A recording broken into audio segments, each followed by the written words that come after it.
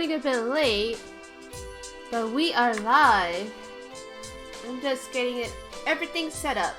Sorry about that. Ooh, it is extra chilly today. Ooh.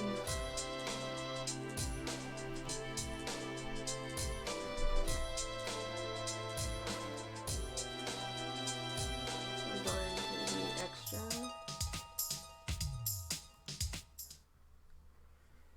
Alright, hopefully you guys have been doing okay today. Let's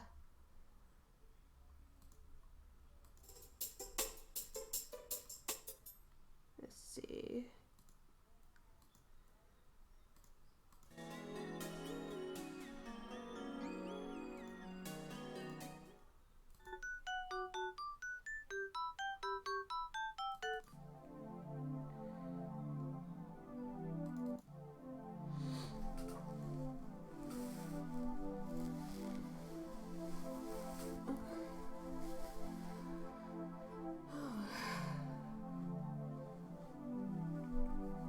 It is chilly today.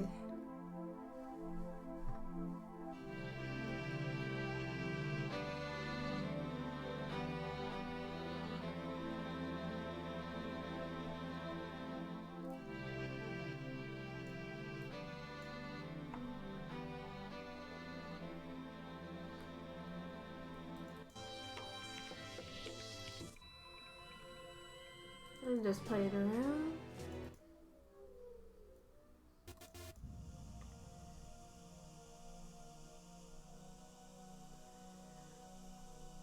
Alrighty. So yeah, as always, just making sure that you guys are nice and comfy and all that wonderful stuff.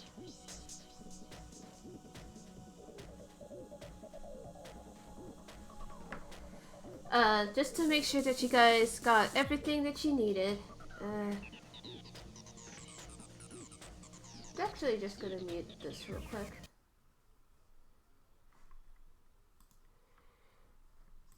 I'm just gotta set up my end.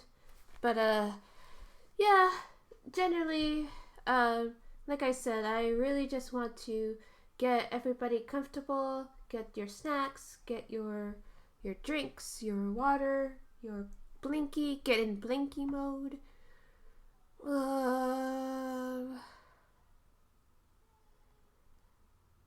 Trying to think, what do I need? Hi, Wise! Yes, that's right. I want to announce that Wise is our very first mod in this stream. So, hey, Mega Billion. I just have everything on mute on for just a little bit. Hold on. Hopefully you guys have been doing well. Hopefully you guys are nice and warm. I don't know about you guys, but it's really cold over here. It's really chilly over here, I should say. To be honest, I don't know if I want to work out today because it's so chilly. Hey, Laura. You're just getting set up. No sound just yet. Yes, don't make Wise do his job. But generally, I trust that everything is going to be okay. Make sure the chat is right here. We're good. Yes, so Wise is the new mod for both Discord and the stream. And so just because I am about to start the next route, probably most likely next week. I have no idea why everything here is unaligned. And of course, Streamlabs doesn't want to work with me because of the Mercury retrograde. I'm blaming it all on the Mercury retrograde because it is his fault. I don't know what's going on. It's not working with me today. Or has it been lately? I have no idea why. And then Laura Saba. I guess it should be. Hey Inu. We'll get started here in just a little bit. Hopefully you guys can hear me okay.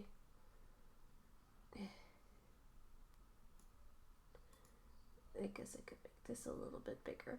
I mean, there's nothing to really see, so you could just kind of tab out while we discuss things and talk to me about the what I just read, and basically just enjoy my review about it of it rather. I don't plan. I mean, we could go. I'm actually not gonna time this either, just because I don't expect me to go talking that long anyway, or anything like that.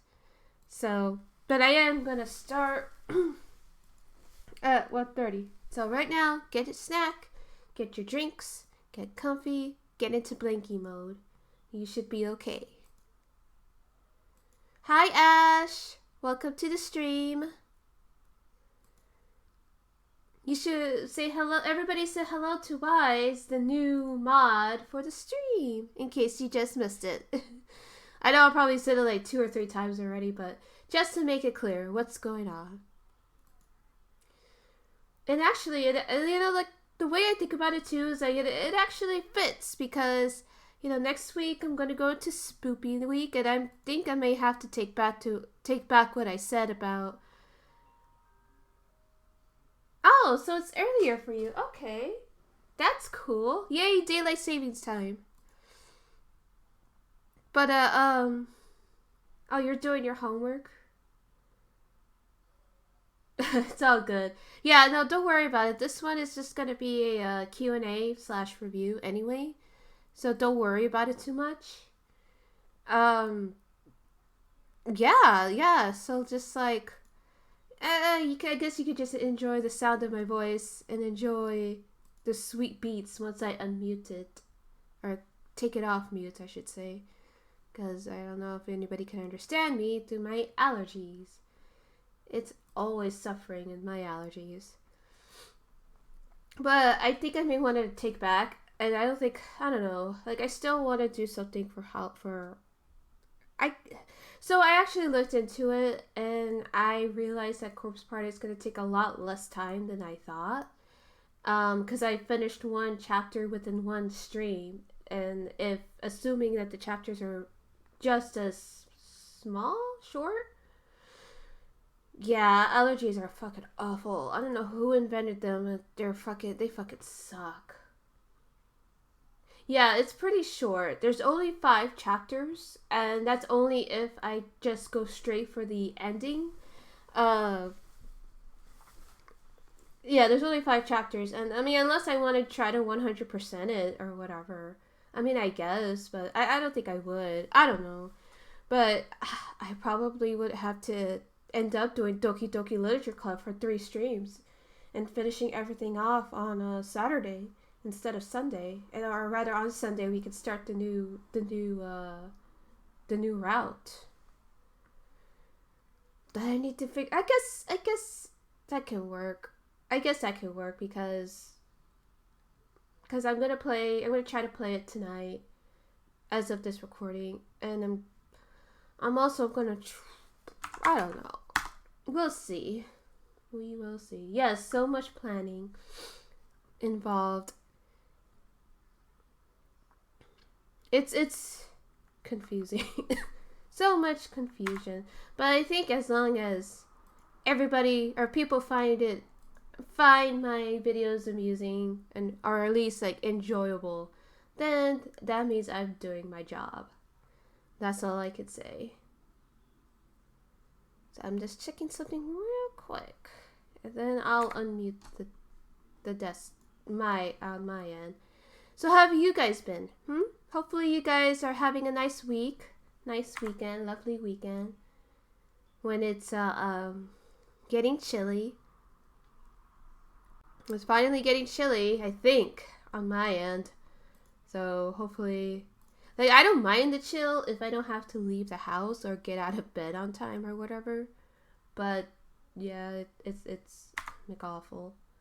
Yeah, I hear ya. Oh no, Wise. Well, hopefully, like I said, I guess I don't really need anybody for Doki Doki Literature Club, so you don't have to worry about it. You're gonna morph into your Supreme Academia form and watch a movie. Oh, nice. That sounds comfy. Actually, there's some movies I've been wanting to watch. Actually, yeah. I'll figure something else. I have I give myself 2 days of break to really figure out what I need to do. Oh, you were gonna procrastinate? Oh. Well, did you study everything that you study for? Wise?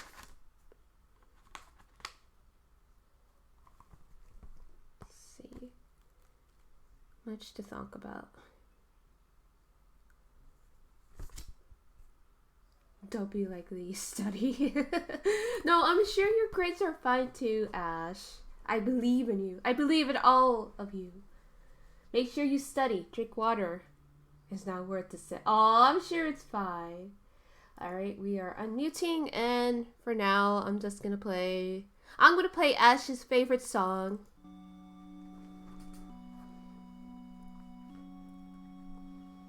Just because it's the end of a route. Much to talk about. Get some ambience going on. Oh, okay. Oh, it's open book? That's even better. That's even better. Ash, just go ahead and press F in the chat for your king. I will do Emiya. I will do Emiya when we actually officially start.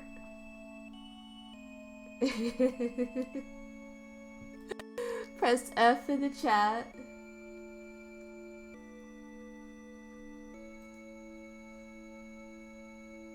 Yorukobe Shonen.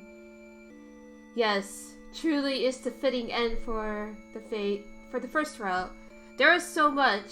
There was so much I thought about over the course of like a day or so since finishing it. That's valid, Wise. I wouldn't press it either. I don't like him. He's such a great villain, though. Oh my god. It is fitting, considering, yeah. No, it is very fitting for him. It is perfect.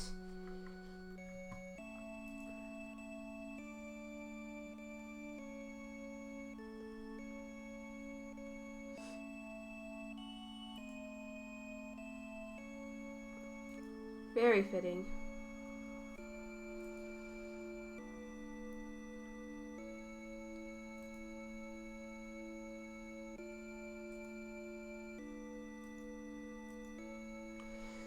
Yeah, it's just... There's a lot of things I didn't expect in the visual novel, to be sure. That is... It's just... And we'll get into that. Like, obviously, with Wise and everybody else, whatever questions you have, I'm sure we'll be fine. We'll get to it. We'll get to it. But I guess here are my general thoughts while people are settling in. Sorry, I had to do something real quick. But... Oof. Sorry, just making sure my blinky's back on. It's chilly. At least my house is chilly. That's what happens when you live in a stone house. Okay. So generally, I really enjoyed this. I honestly don't know where we're gonna go from here. Just because it's so finalized, just because Saber, or rather King Arthur, is able to fulfill the legend that she was always meant to have, and basically enjoy the dream permanently. And that's... there's a lot of feelings right there, like, just from that alone, it's just so, like, it's so bittersweet, and I'm really glad that we ended it in such a note. But on the other hand, again, I'm just like, well, okay, what's gonna happen from here? Is it gonna be a continuation, or is another villain gonna take place, or something? Or I guess like what you guys are alluding to, I don't know if they're gonna have like different points of view or something. Points of views, I should say, I guess. because I really don't know. I really have no idea how this is gonna play out. I know, like I've mentioned, like in the beginning of this whole entire thing, that what should I call it? I know that there's a reason for these things to happen. Well, it's fine. It's fine. No, don't worry about it, Laura. I'm just speculating. This is just speculating. Because I know that, like, sometimes I see images of, like, Rin and Sakura even with, like, I guess, like, ultimate forms. I guess that's the best way to put it. Like, I've seen it on Twitter before, and I guess I didn't have any context for that. I still don't have context for that.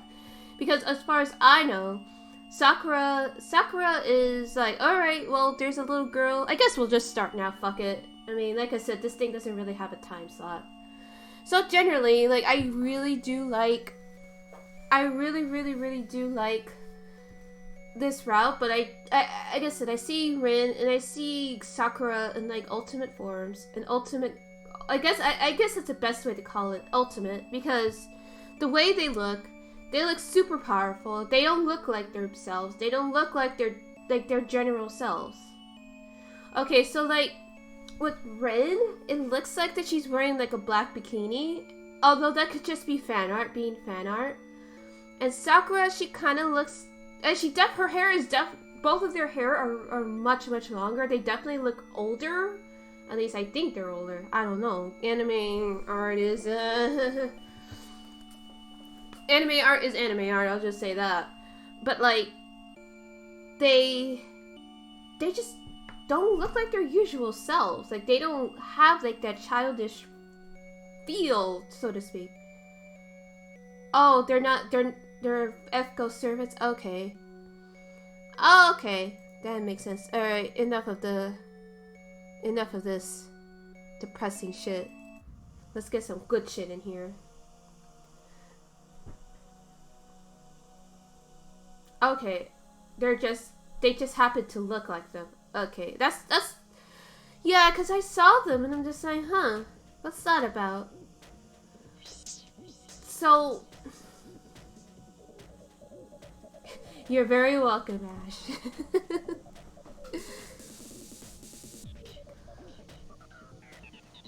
No. Yeah, I don't know, like, I just saw a lot of art that looks like them. But, like, I don't know. Like I said, I don't know anything about anything, so I'm just like, whatever. But, like, okay, so generally in the series, that was a lot different than how I imagined it was going to be.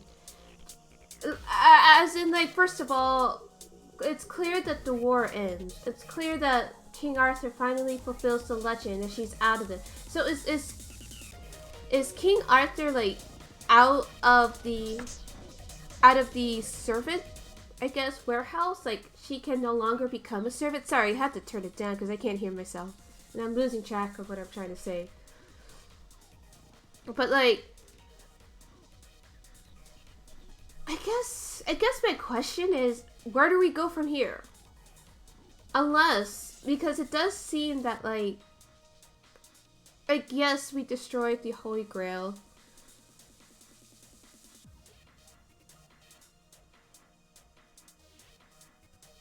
Yeah, so from what we know, Saber just dies. Okay, that's what I figured as much. I mean, honestly, I really did like how I don't know, like, I kind of feel like on one hand, like, I really do like the first route a lot because, of course, it introduces me to Rin, Ilya, and everybody else.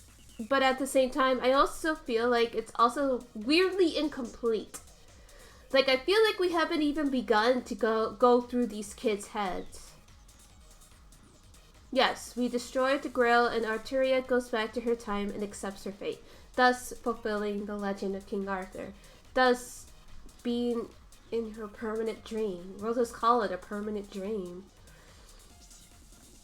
And I guess, like I said, it just feels very incomplete. I realize this is the first route, so that's probably why it's an introduction. It's essentially the introductory arc of everybody and everything of this world. Yeah, we have some rough understanding of Shiro's head, and we were, yeah, especially since we were only there for like a few, quite a few hours actually. But I also feel like, I don't know, like, I guess that maybe that's why they have two more arcs to go through and the whole rest of the franchise, I guess. But like, it just feels very incomplete to me. Or maybe that's the point. Maybe that is the point of you know having this as your first route per se. I'm trying to think. I do like, although I do wonder, in what way do I think it's complete? Okay, so feel like I feel like we haven't really gotten to know Rin. I feel like we haven't really gotten to know Ilya, Issei, or really anything of this town. A in the chat for Archer. And Archer, yes. I almost forgot about him. Thank you for reminding me about it. See, that's another thing. Like, I don't really know anything about Archer. We never learned, or at least I never learned. I never learned on who he actually was, but he still died fighting Brickfoot, literally killing him 6 times. And so it's just, I just want to understand who they are as people. But I realize too that it's kind of true in this life too, that you will never truly understand everybody you meet, and I guess that's fine. Okay, yes, he was a legend, but which legend? That's my question. Now, I do want to learn more about Ilya's family. I mean, obviously, we want to make her grandpa wear cement shoes and sleep with the fishes. We know that much, to be sure. Yeah, I mean, it was hard to understand him at first, but I think once we got the ball, I think once Shinji crossed that line, it made it a lot easier to understand him. I sympathized with him. I even pitied him here and there. But at the same time, I never really got Shiro until after Shinji crossed the line. Which I'm sure is something that not a lot of people can say, because it feels like, I mean, yes, the slice of life stuff was a little bit tedious, but I enjoy it. I actually enjoyed it a lot. It was fun. Like, it was comfy. It was definitely comfy. Let's see. I'm trying to think. Yeah, that's true, Inu. That Shiro is pretty warped, so you gotta think about it more. And that's fine. And that's good. I like that. I really like that Nasu did that for Shiro, especially for such a protagonist such as him.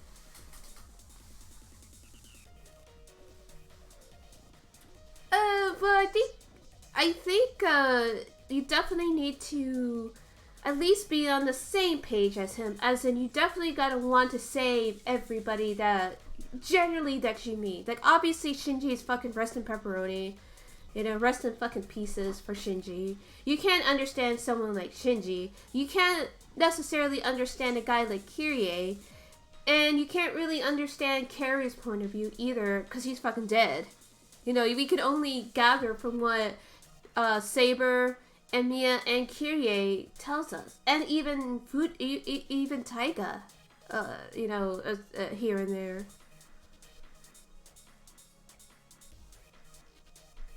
So I think that is done on purpose, and that's fine. That's totally fine. I mean, obviously, it makes me want more. It makes me want to read the next route more, so they did a good job on that. Yeah, exactly. And, I won't say they have a warped. Yeah, Shiro is supposed to be really a guy who doesn't think like a normal person, or average person. That's actually good that you said that. But, no, you're actually absolutely right on that, Inu. Well, that he definitely isn't the norm. He isn't the norm, and that's what I like about Shiro so much. That he's I mean, on one hand though, he's almost like your typical shonen hero, to be sure. Like, he really is. Like, he definitely has that mindset that a lot of shonen heroes in shonen anime and manga tend to have. Now, I'm not a big fan of shonen, or I guess it's better to say I don't read or watch shonen. as much as, you know, people somehow think I do or something. Yeah, exactly. And I'll get back to Carrie in a little bit, but let me just say this point, that I do like that they looked at the whole, you know, you really, like, first of all, you really can't save everyone. Not everyone is as good as you think they are, but not everyone is as, also, another good thing, not everyone is as bad as you think they are. Like with Ilya. Ilya is a really good example of that. But Shinji, nah, he's just rotten to the fucking core. I actually need to find a silly thumbnail for this video. Yeah, exactly, Inu. He's like a shonen hero with actual depth to why he becomes like this. Sort of like a deconstruction. Now, I'm not equipped to really say if this is a deconstruction of a shonen hero or not, because, like I said, I don't read shonen. I don't watch shonen all that often. I'm still watching One Piece. I watched Hunter x Hunter. I mean, I watched a little bit of Naruto and Bleach, but I didn't really devote myself. I don't really care as much as I care about shoujo anime or other seinen anime or manga as much, you know? So this is definitely a new thing for me. So if there's, I'm sure there are people who are shonen fans. I'm sure they could probably enjoy Fate a lot more. Oh shit. Oh, I was freaking out. I was like, what the hell is that sound? No, it's just my usual alarm going off. But yeah, I'm not gonna worry too much. I don't know how long it's gonna take. Oh, it's a seinen. Okay. So, I mean, I think that's why I do like it, because it does strike me more as a seinen, but it does take, I won't say jabs, but it does take notes from shonen. I guess it kind of does when you really think about it, because it's not so much as the shonen. Because if it was a pure shonen, then we wouldn't have these, you know, intricate looks at his psyche. It doesn't take a look at his. It does take a look at his psyche. Yeah, Shiro is a shonen character in a seinen world. Yeah, where people fucking die, people have sex, or have the and shit happens, and that. It is an interesting note to take. And like I said, I'm sure people who are more into shonen could definitely appreciate Shiro a lot more than maybe I could. Because like I said, I'm more of a shoujo type of person. But don't get me wrong, like I do appreciate the other genres. It's just, you know, this is not for me. And that's fine.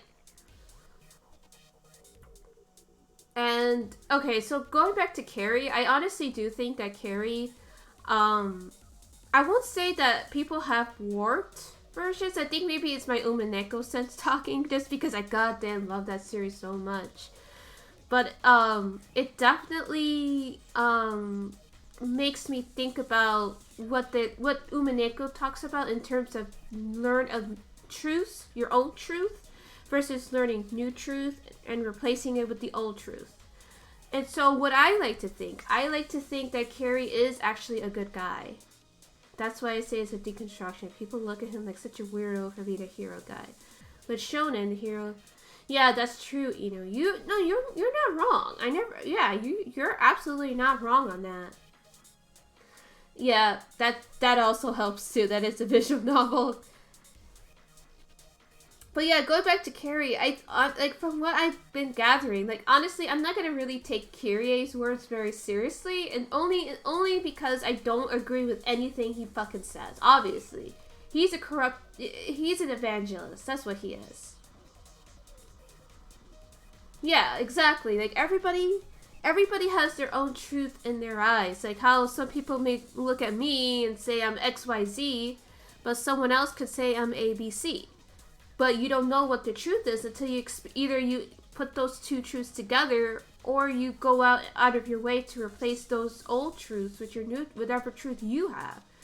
So I think at the end of the day, I do think Carrie is, I guess from what I could tell, at least in this visual novel, or at least the first route, Carrie is definitely a neglectful guy, but I don't think he did it on purpose necessarily. Like, he clearly saved Emiya or Shiro from the fate of those orphans.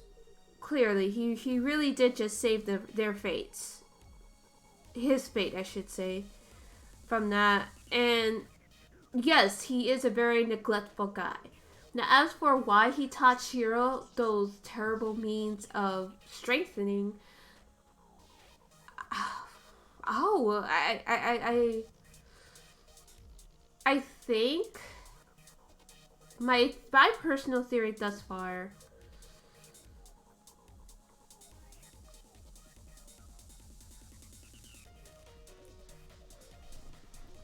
And like I think that's what it is. I think he taught Shiro not because he thought that he was gonna purposely kill him. I don't think it was on purpose. I'm starting to think it wasn't on purpose. I think it's because he genuinely thought he was helping Shiro. Because Shiro, as far as he knew, didn't have natural magic the way Rin or Ilya does, or the way he probably does. And yeah, Kyrie, yeah. So very likely, Kyrie says that maybe in the sense that they are similar, where it's all or nothing. Kyrie is all or nothing when it comes to chaotic evil. Like, he genuinely does not give a fuck. Like, he wants people to suffer. He literally gets off on people's grief and suffering. But Carrie, on the other hand, maybe is the complete opposite, where he gets off on being hopeful. If we do believe some of Kyrie's words, he did say Shiro was broken. See, that's what I mean. That they both definitely have the they both definitely have a lot of similarities, and I know Carrie definitely saw himself in Shiro. He had to see himself in Shiro, and that's why he picked him to adopt, because he's like, well, first of all, I see this kid, he just lost his family because of fucking Kyrie here, this fucking priest. And, I just can't keep my attention away from him.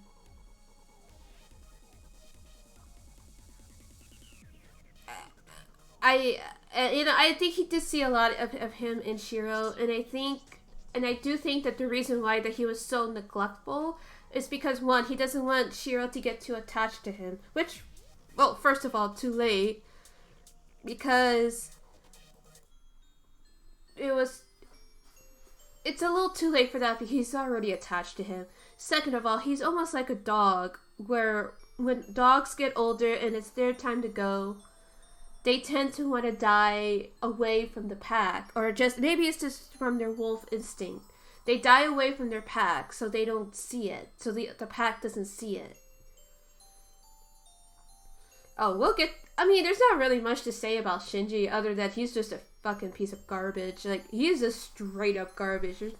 Maybe there's some more complex emotions there that I just didn't really pick up, that I haven't said already. But, like, he's just garbage.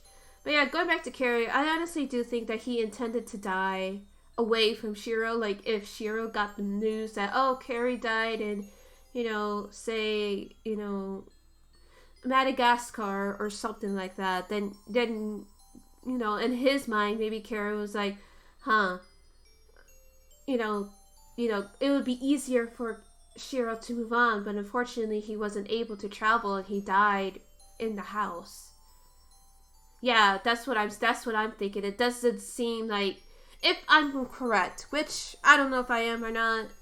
Don't tell me if I am or not. I want to find out for myself. But Carrie died in Zootopia.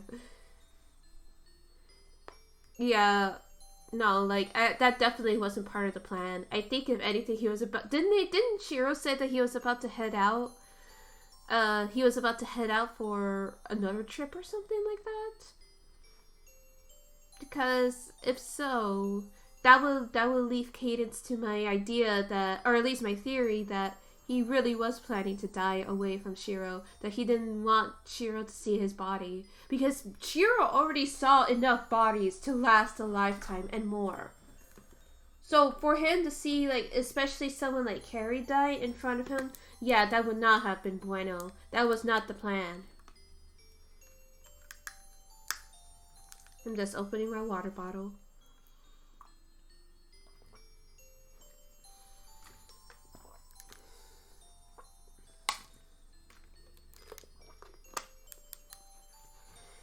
Cause yeah, and I don't know. I feel like I know that it's probably not even that relevant, but I also kind of want to know what kind of life Shiro had before the fire. I know he says he doesn't remember, but I don't know. I'm just very curious about that.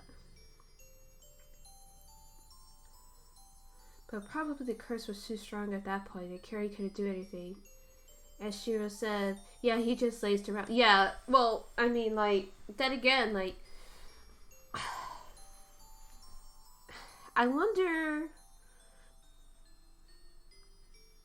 I don't know. I don't want to say anything because it might be a little bit brash for me to say, so I don't know. If we take Shiro's word for it, if he didn't cry, yeah, that must have taken it. I think at the end of the day, Shiro and Arthur's fate, they were always supposed to meet somehow. Oh, don't just say my thoughts? Okay, well, I'm gonna say it, and if you guys have every right to yell at me. But after living with someone who had cancer, I guess someone could say that they lazed around the house. But I knew what they were going through.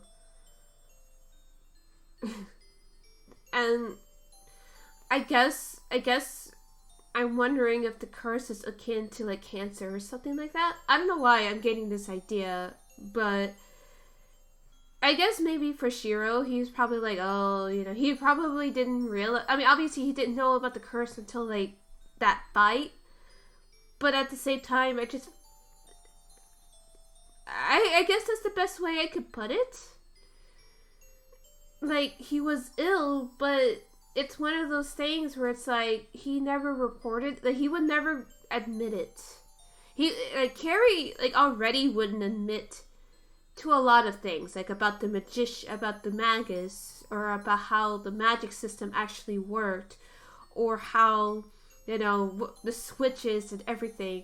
So what makes you think that he's gonna say, hey, by the way, Shiro, I got slapped with a curse, so I'm probably gonna die. Like, there's just no way. Exactly. Yeah, he would not want to trouble. Like, this kid has gone through so much already. This kid has gone through so much already. And it's just a lot. And that's why I say, like, that's what I'm thinking about. I guess that's the best equivalent I can think of, is that Carrie had cancer. Well, Holy Grail cancer, I guess. And I'm not saying this to be glib. I'm not trying to be silly or sassy. Like, this is the best equivalence I can think of. And I don't know, like, it just kind of, upon realizing it, it's just affected me more than I like to think. Yeah, it's an analogy. He does seem like that, but of course I could always be wrong, and I know there's going to be a lot of people who might disagree with that, and that's fine, it's valid. Y'all know, like I said, I'm only basing this off of the first route here, because being a magus is, or being, I'll just go back to calling them wizards, but I mean, all evil's the world. Okay, it is an evil. It really is. I would not wish cancer on anybody. It is not a fun disease. It is not. I saw what it's like. Someone close to me passed away because of cancer, and I would not wish that on anybody. And that's when I read that, and I'm just thinking about it and just realizing it now, like that's just the best way I could put it. Carrie had cancer, and he just would not. Y'all, it hurts. Why do I smell food? Am I going nuts?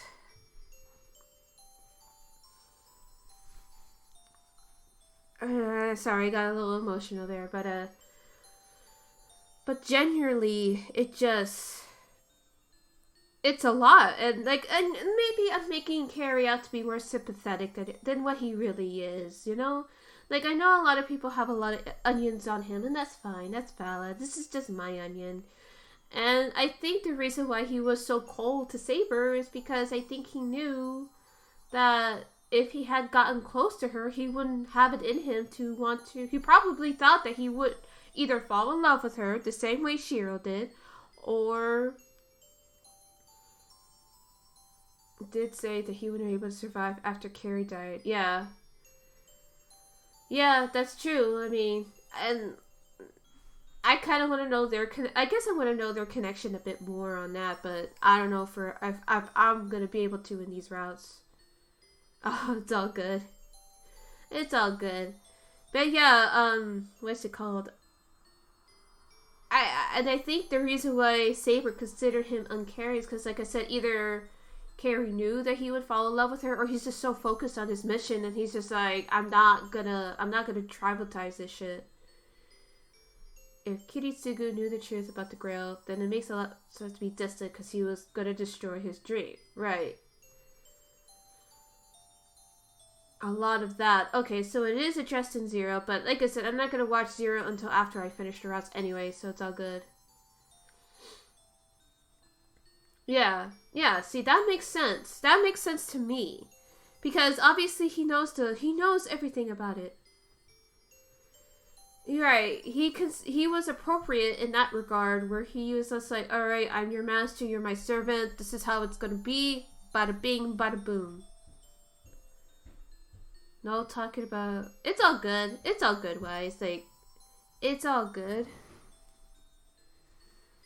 I mean, if it's in Zero, it's fine. But I guess, like I said, I'm just thonking. It's a lot of thonking right now. Let's see.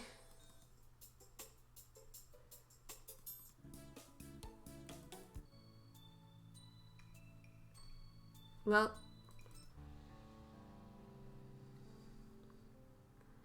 Oh, that's fine. That's fine. That's fine. Wise. I appreciate it. No, it is very complicated, and I guess just for the fact that you can actually have sex with your servants, it makes me wonder. Like, a lot of these other things, like, can STDs and STIs be passed to the servants and vice versa?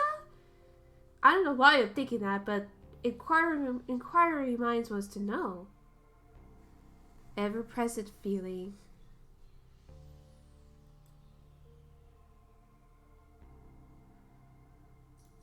Don't think so. Okay. But I know they can have sex. Like, I don't know why I wanted to talk about that, but I just thought of that. Just because of all the H scenes that's supposedly in the original visual novel. Very good thonking session. I just overthink. Yes, it makes you thonk. And honestly, I'm just glad that Sakura seems to be okay. Like, I just love that even in the epilogue, it's like, oh yeah, Shinji went missing, but as soon as Sakura bonded with Ilya, it's almost as if she forgot about him. It's like, ouch. Like, damn. That's rough, buddy.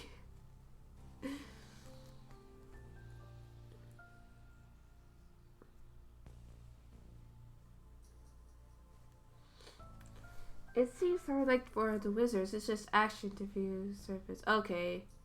Yeah, it does seem very sterile, and it does seem very tough. Carrie and Saber may have had some relationship, and that's the reason the betrayal hit even harder. Probably. That's something to consider, to be sure. I just want to learn more about Archer. Our Archer, not Gilgamesh, because fuck Gilgamesh.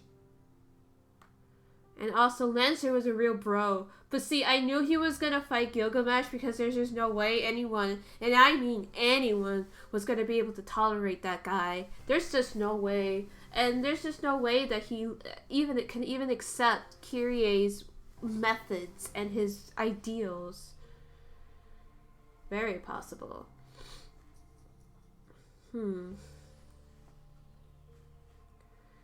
It's just...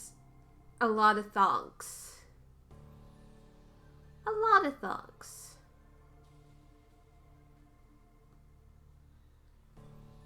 That is true. World peace, but then again, that could be anybody. Anybody in these legends and these myths and these folk heroes, folk stories, what have you. The assassin. And Rin said that Archer recognized Saber. That is interesting to me. But I mean, couldn't there be some, or maybe he's from her time, who knows? I mean, it's not Belvedere. Alright, did I say his name right? It's not Belvy's son. It's not Belvy. But did any of the other knights knew of her true identity? Bedivere. Thank you. Thank you, Wise.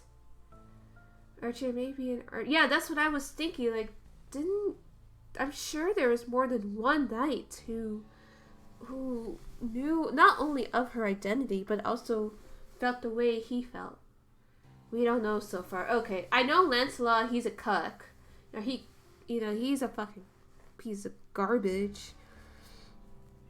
Are we ever gonna meet Lancelot in the next one? I think someone said that whatchamacallit, that we're going to be dealing with the same characters, I think, in the next, in the overall scheme of visual novels. I don't know. Merlin's Seeker's Night Servant.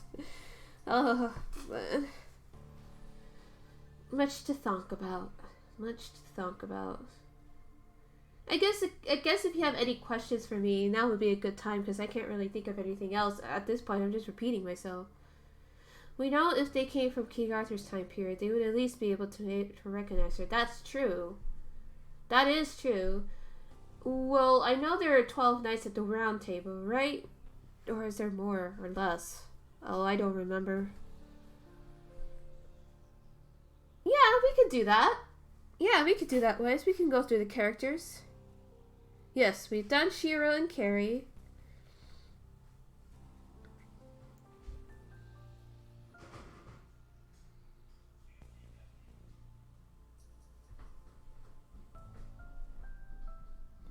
See, who should we do? Yeah, let's talk about. Yeah. Let's talk about the characters next. So let's see. Let's start with Elia, actually, because I do find it interesting that we actually did not have to kill Elia to get rid of the Holy Grail. Now that's something I definitely picked up. Just because, and I guess, wouldn't she, even though they said that only one master is supposed to be alive, she's still technically a master, right? Because she had Hercules as her servant. She was still able to summon him. The Winter Daughter represent. Once I get enough emotes open, I'll definitely add in the Elia cat as the emojis.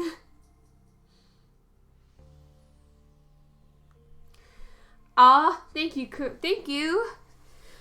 Kuros. Yeah, I mean, it did get really annoying at times, especially with that Ayano comment. It's curious, you don't have to kill the masters to win the war. Win versus stay. Okay, yeah, I kind of figured, but it's just interesting to me that Elia was she was still considered a master though, because she's also the vessel for the Holy Grail. So wouldn't that have allowed at least one more master? Or I guess it doesn't work like that. I don't know.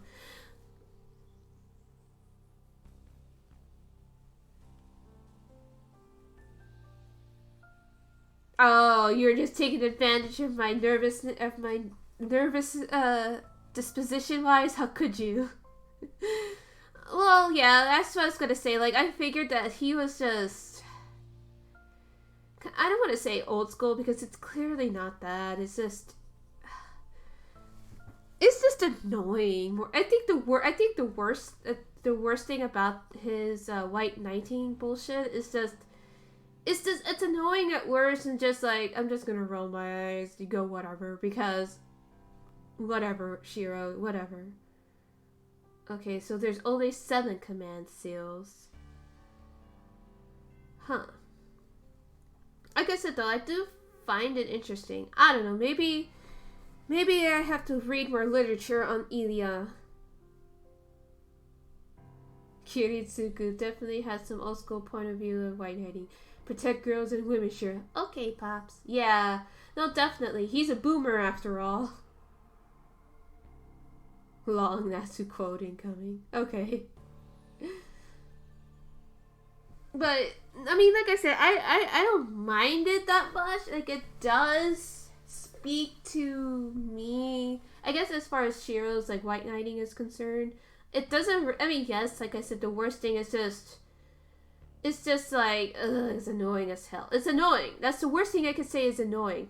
Because he definitely knows that Rin and the others are definitely more than capable of taking care of themselves. It's just annoying. Yeah. But I think it also speaks true to his character. Like, I understand Nasu doesn't like it. Yeah, exactly, Wise. I think that's where I'm at too, is that I accept his good points and his bad points. But I really wanted to push it towards this story boy meets girl story. So as a last resort, I had Shiro continuously say things to her like, but you're a girl and girls are supposed to fight, in order to remind the users that she really is a girl. It's like the author is actually the one trying to convince Saber. Okay, see that in context now with the quote, it does make sense. Yeah.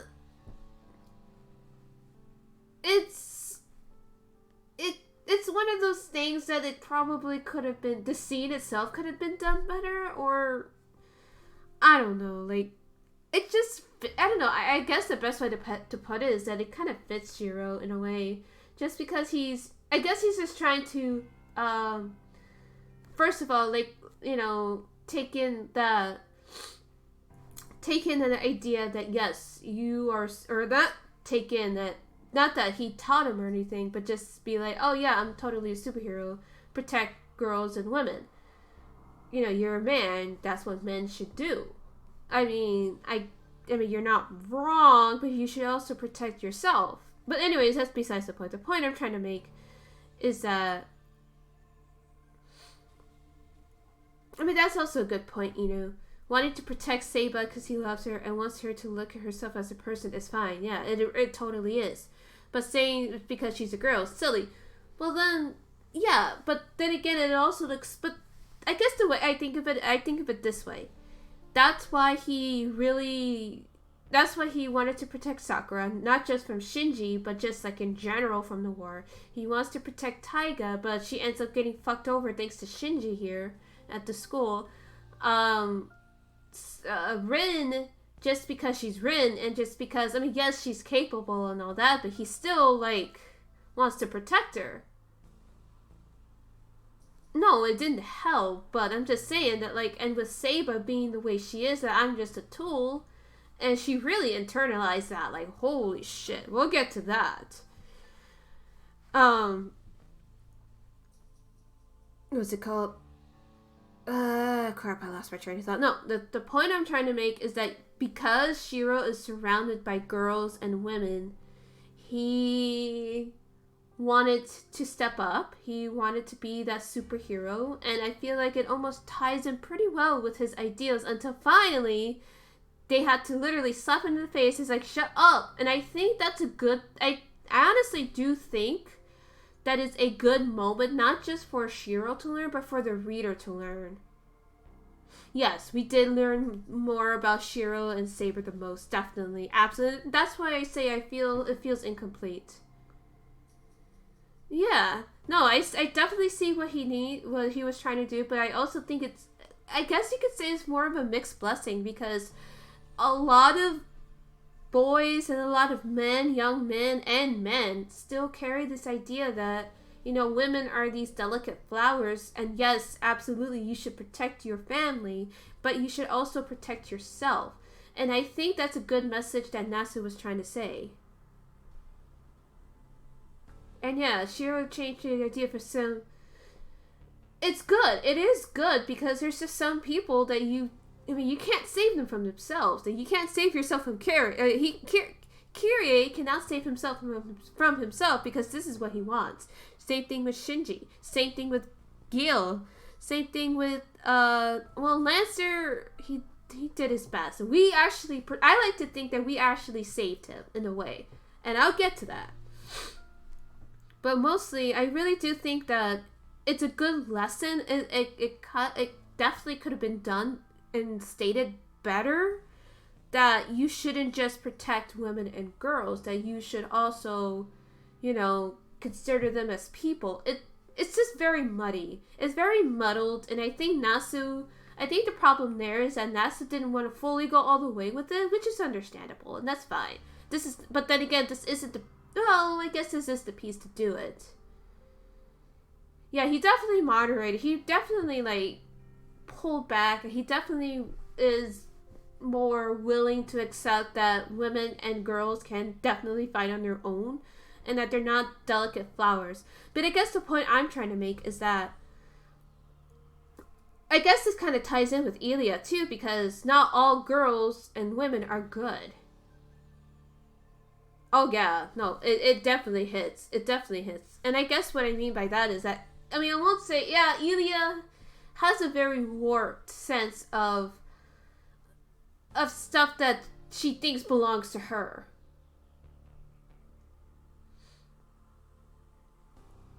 Yeah, Gil is like a very exaggerated version of the worst traits of Shiro. They both see women as things.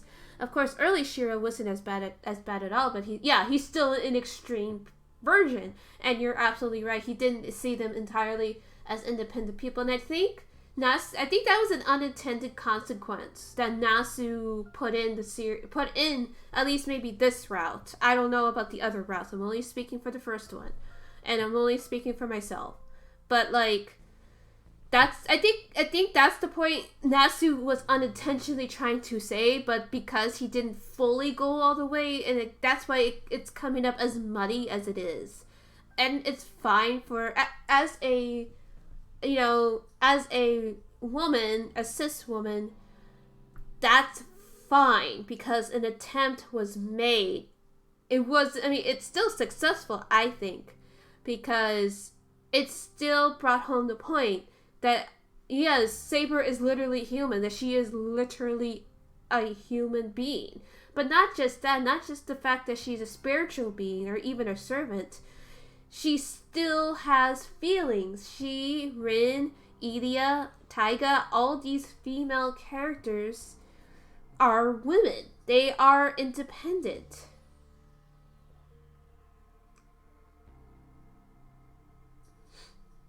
How much do we think Shiro's sexism is an interposer for his PTSD? Personally, I think it does have some to do with it, but it's not fully, but because like I said, Nasu didn't go all the way with it. But then again, I'm just going to be frank, most cis men don't really realize how sexist they can be. I think that's the best way I could put it. Not to say that either all or most cis men are sexist, but they can be very sexist without realizing it. Yeah, no, absolutely. It literally burned away all his ideas because for all we know, his mom could have been the superwoman. She just got taken out by fire or, smoke inhalation or what have you.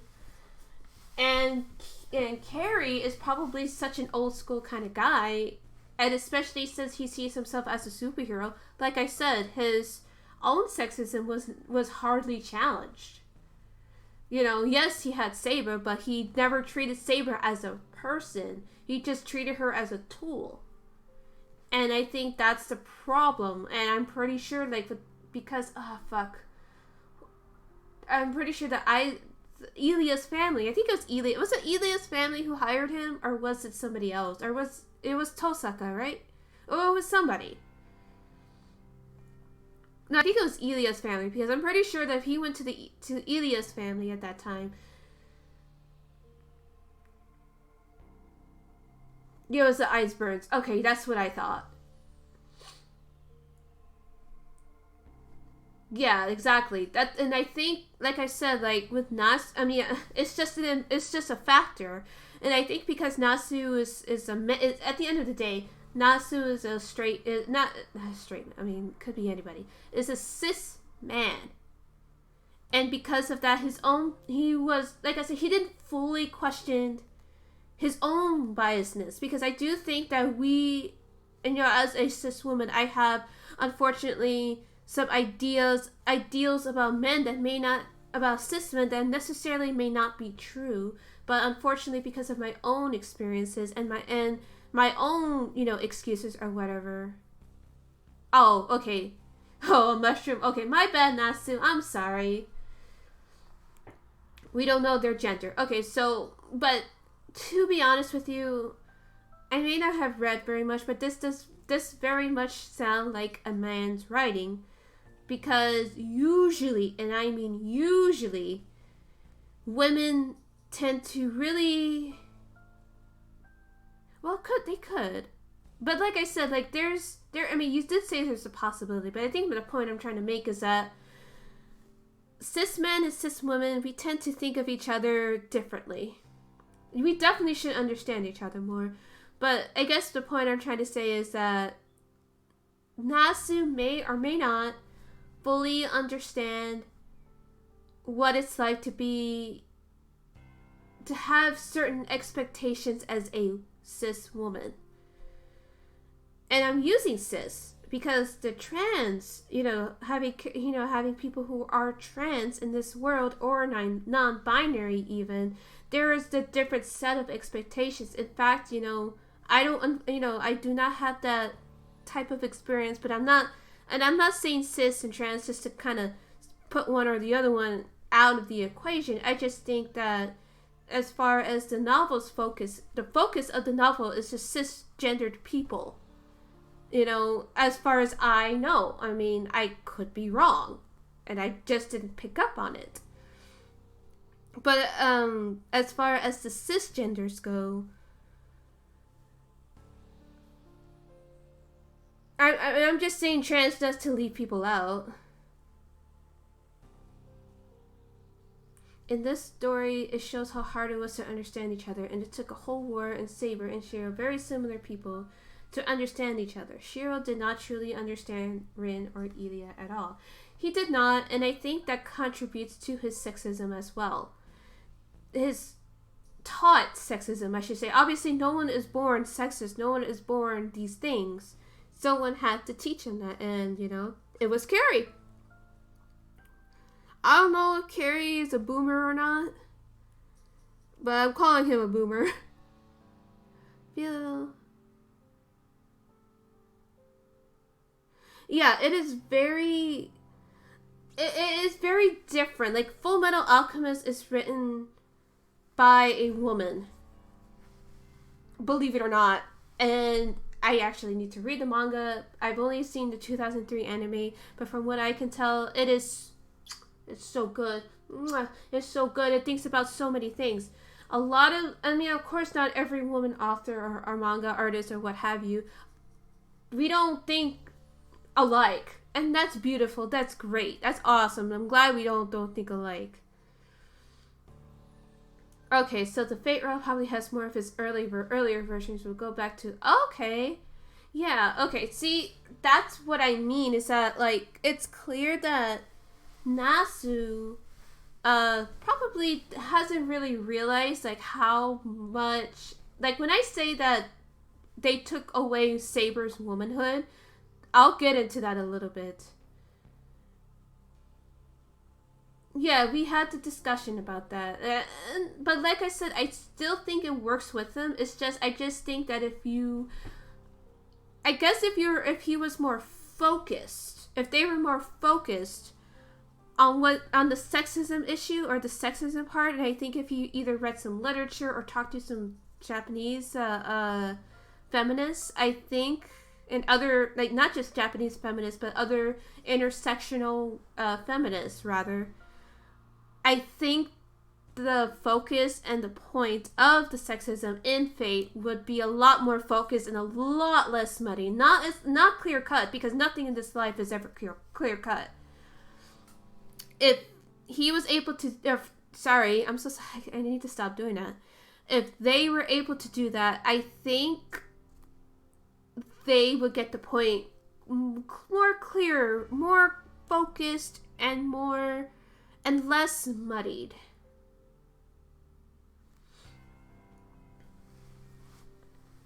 Yeah, she becomes a litter cup because there is something to be said about how Elia, a little girl, is chosen to be the vessel of a holy grail. It says a lot when Rin is the last daughter of the Tosaka family. It says a lot that the Mato family always chose the eldest son to bear the command spells, to basically bear everything about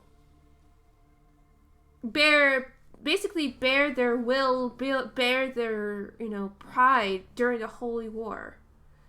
So there are points to be made about it, and I think, and that's fine. Like I don't see it as personally, I don't see it as a bad thing. I definitely see it as a conversation starter. Like, it starts the conversation, and it's a good thing to have. And this is why I say, like, I want to go back to Elia. I want to turn back to her, which is why I think, yes, I honestly do think it's very interesting that not just the juxtaposition of her picking fucking Hercules and Brickfoot, but I do think it's very interesting to me that she was able to summon a big ass berserker like him, especially one who was intended to be such a berserker. And and again, that ties with the themes of where the characters, like what you said, Wise. Oh, yes, go ahead, go find the quote. I will wait, but I'll keep blabbing. It is a weird juxtaposition where the characters treated women as something to protect, but also something to use. But like I said, it is a conversation starter. It does talk about, like, if not say you personally, but you were able to pick up the themes here. I think there's a lot to be said about, again, how women are used as tools in these anime. Yeah, she is a very insane, and it is, for the fact that these people are very similar to their servants. I mean, take for instance Saber and Shira are the more obvious examples, but Gil and Kyrie too, because Kyrie wanted to collect Elia just because she's the vessel. Like, he didn't see her as a person, he saw her as a thing. And I think just for the fact that he was able to summon Gil in the previous war, that says a lot about him. That really, really does. Like, ever since that, I'm just kind of like, wow. Like, whoa. Let's see, who else? Yeah, before Archer said peace. Yeah, I mean, Rin and Archer, I can see why people ship them, but again, I don't know much about Archer to really know. He was just like, peace, y'all. See you losers later. And that was the end of that.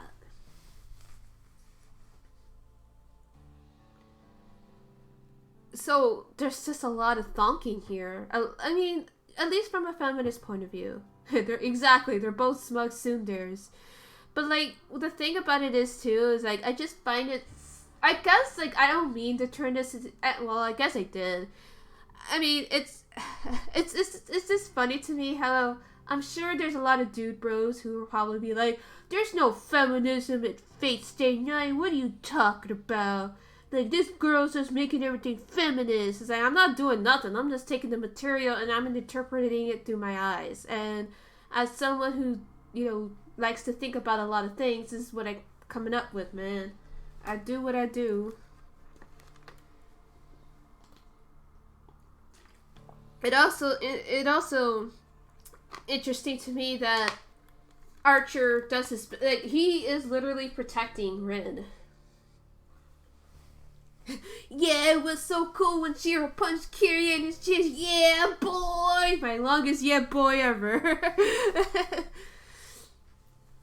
like, I don't know how they act. I don't interact with the fandom. I just deal with my friends and deal with you guys. And honestly, that's all I really need. I mean, if there's like-minded people, that's awesome. That's great. But really, I'm not here to start discourse. I'm not here to add to discourse. All I'm just saying, that Fate has the potential to definitely be a real good feminist piece of work if some points were cleared up. We don't know if that was due to age or gender. Okay. Archer being a dick. Yeah. But, like, I don't know. Like, it is interesting to me that it's just so specific that we have a sprite with his back turned and protecting us, the reader. And I don't know, like, I don't know what, I guess that kind of alludes more to the feminist thing, or I guess feminist theory, that like Fate's Day Night is a feminist work, if just a little muddy. Archer is a dude who has a back. He certainly is.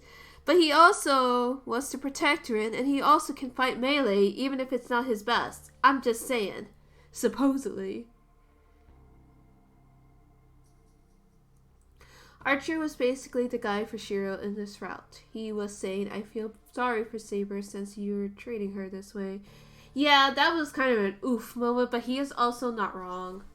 Because he's pretty much calling him out on his sexism. And that's how dudes should be to each other. Like, hey, I mean, not necessarily I feel sorry, but like more of like, man, you need to like stop that sexist bullshit.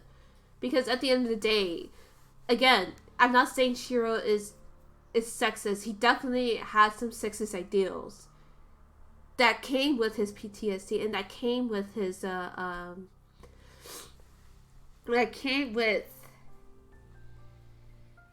with his whole I gotta save everybody. Oh no, I know he was making fun of him, but I'm just saying that like that's how I think, if us girls, if cis girls could stop, cis girls do nothing but call each other out. So like, and it does make some narrative sense that Archer exited the story. Yeah, I guess it does make a narrative sense, but I still like. I kind of feel like Archer's like that meme of Tuxedo Mask. And where he's like, oh, and the day has been saved. Or Tuxedo was like, Tuxedo Mask is like, oh, you guys have been saved. And Sailor Moon's like, he didn't do anything. He leaves anyway. I kind of feel like that's Archer right now. Oh, that's valid. Archer is a very good character. He is a good character for what little we've seen of him, I should say. Oh no, my job here is done. And Sailor Moon's like, but he didn't do anything. He still leaves. Like, that's Archer in my eyes right now. Like, I love Tuxedo Mask, so it's fine. It's fine for me to say that. But yes, going back to Ilya, like, I do think that she is extremely warped. She has been taught from day one that she's essentially the vessel, and at least Archer talked and gave Shiro advice. Tuxedo Mask didn't. I know he literally doesn't do anything. But like, still, my point remains. At least it feels that way to me. Now I want art of Archer say, and now my job here is done. And Shiro's like, you didn't do anything, and then he just leaves. Like, I want art of that. That's so funny to me. Yeah, she definitely is a princess in a cage, but at the same time, she also has some warped ideas about what a family is. I'm thinking about that cursed CG. I don't know what kind of life that she had. I just know that I'm gonna fuck her grandpa up. Like, straight up. Like, he made this child believe in things that she should not be thinking about. All I'm saying. I really do. Like, I do like Ilya as a character, and I wish they could have challenged Shiro's sexism more. Yeah, she really did get brainwashed, and the fact that she would rather possess Shiro than to, like, have her chosen family is just so fucked up, especially since she's a child. But I think, like I said, I think it would have been better used for her and her arc. I guess you can call it an arc, where Shiro learns that obviously women and girls are, like I said, if they were more focused and to the point of, people, especially women and girls, are not objects and understand people, I think that would have brought home the point that, not to say that they're incapable of being forgiven, because obviously she was forgiven like that. Maybe. If she, I mean, but that's the point I'm trying to make, that I think that she would be an actual good villain, ow, if she were allowed to be. And I only say that because, like I said, it didn't feel like she went through it all the way. Yes, we had to sacrifice Archer for it, but that's because fucking Brickfoot is Brickfoot. But, like, I guess what I'm trying to say is just, like, I still feel some hesitation. Like, I had a feeling that she was going to join the crew anyway. It says a fucking lot that Shiro did kill. Yeah, his kill list did not involve women, and I think not to say. Oh, that makes sense, But I'm not saying that he should kill a woman to kind of prove the point that girls and women can be bad too. Because look at that witch who was there for like 10 minutes. But like, I guess, like I said, I just didn't feel like it got all out there that women can just be as bad. Yeah, I think that's the best way to put it, Wise, is that Natsu didn't challenge Shiro hard enough on that. And I really think they probably should have with Elia. But also, like, it's fine. Like, I'm not saying I'm opposed to her being at home. Obviously, I call her the daughter too. So, like, it's just a weird, complicated thing in my brain that I'm failing to get out. Yes, we need more women in villain roles. We really, like, but obviously not, like, gay women or anything. Like, that's fucked up. Natsu focused more of his self-hatred issues for his arc compared to his...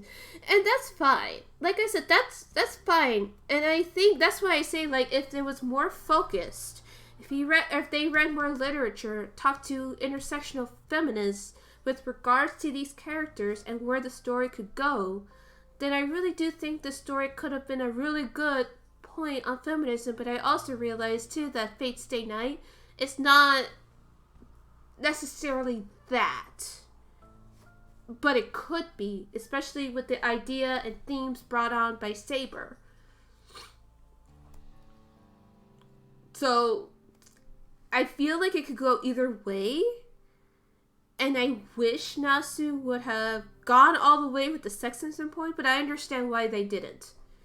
So it's not like I'm condemning or nothing. I just find it very interesting that these themes are present in this first route. Just a lot to think about.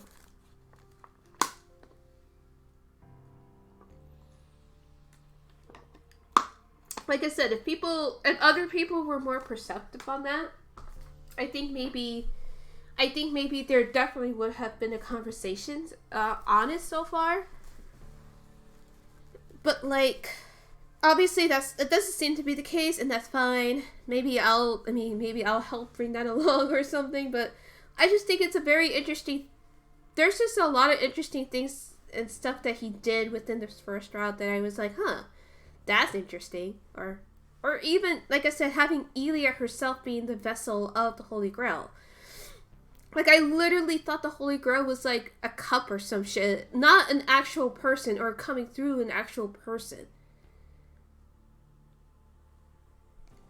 It makes me wonder if Nasu's intention was even gender issues, or that was just their unconscious bias. That's what I was saying earlier, that I think maybe it just really does seem more like an unconscious thing. This is what I mean by, like, when I say that, art is a part of who you are, art brings out some stuff that you don't intend. And I think the gender issues is something that they never intended in the first place. I mean, not in the first place, but just not all the way. Not the way that I would have, considered it, especially for a first route. So it is very, very possible that it was an unconscious effort, and that's, like I said, that's fine. That's totally fine. It starts a conversation. We need to have conversations. Excuse me. That was weird. But it's not bad to talk about it. It's not bad to bring it up. It's not bad to think about it more. And I'll definitely get more into that with Saber, because there's a lot I gotta say about her. Yeah, the love story is fine. Okay, Kuros. You can find the rest of the. You can view it later. You can just kind of skip up to this point and then just listen into the rest of what I say. So see you later. Take care. Stay warm. Stay hydrated, and wear a mask when you go out. Okay.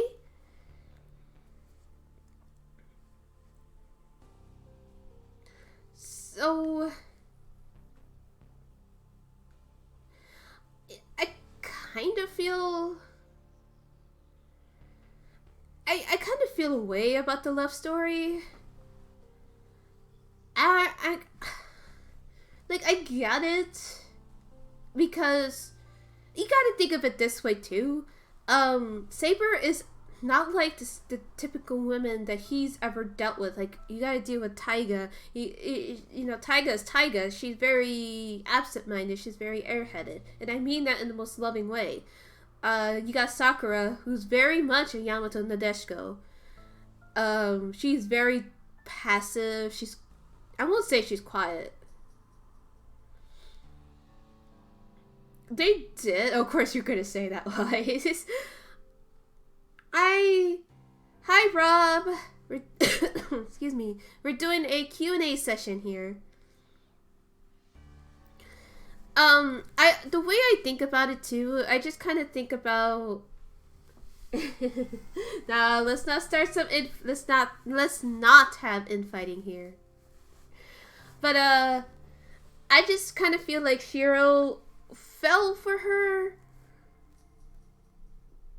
because she's foreign, first of all. A lot of if you don't see something regularly like blonde hair, blue eyes, and fair skin like hers, of course you're gonna be like, huh? I'm curious. And then, like, he's a teenager. I guess the way I feel about the romance, is more like it's puppy love.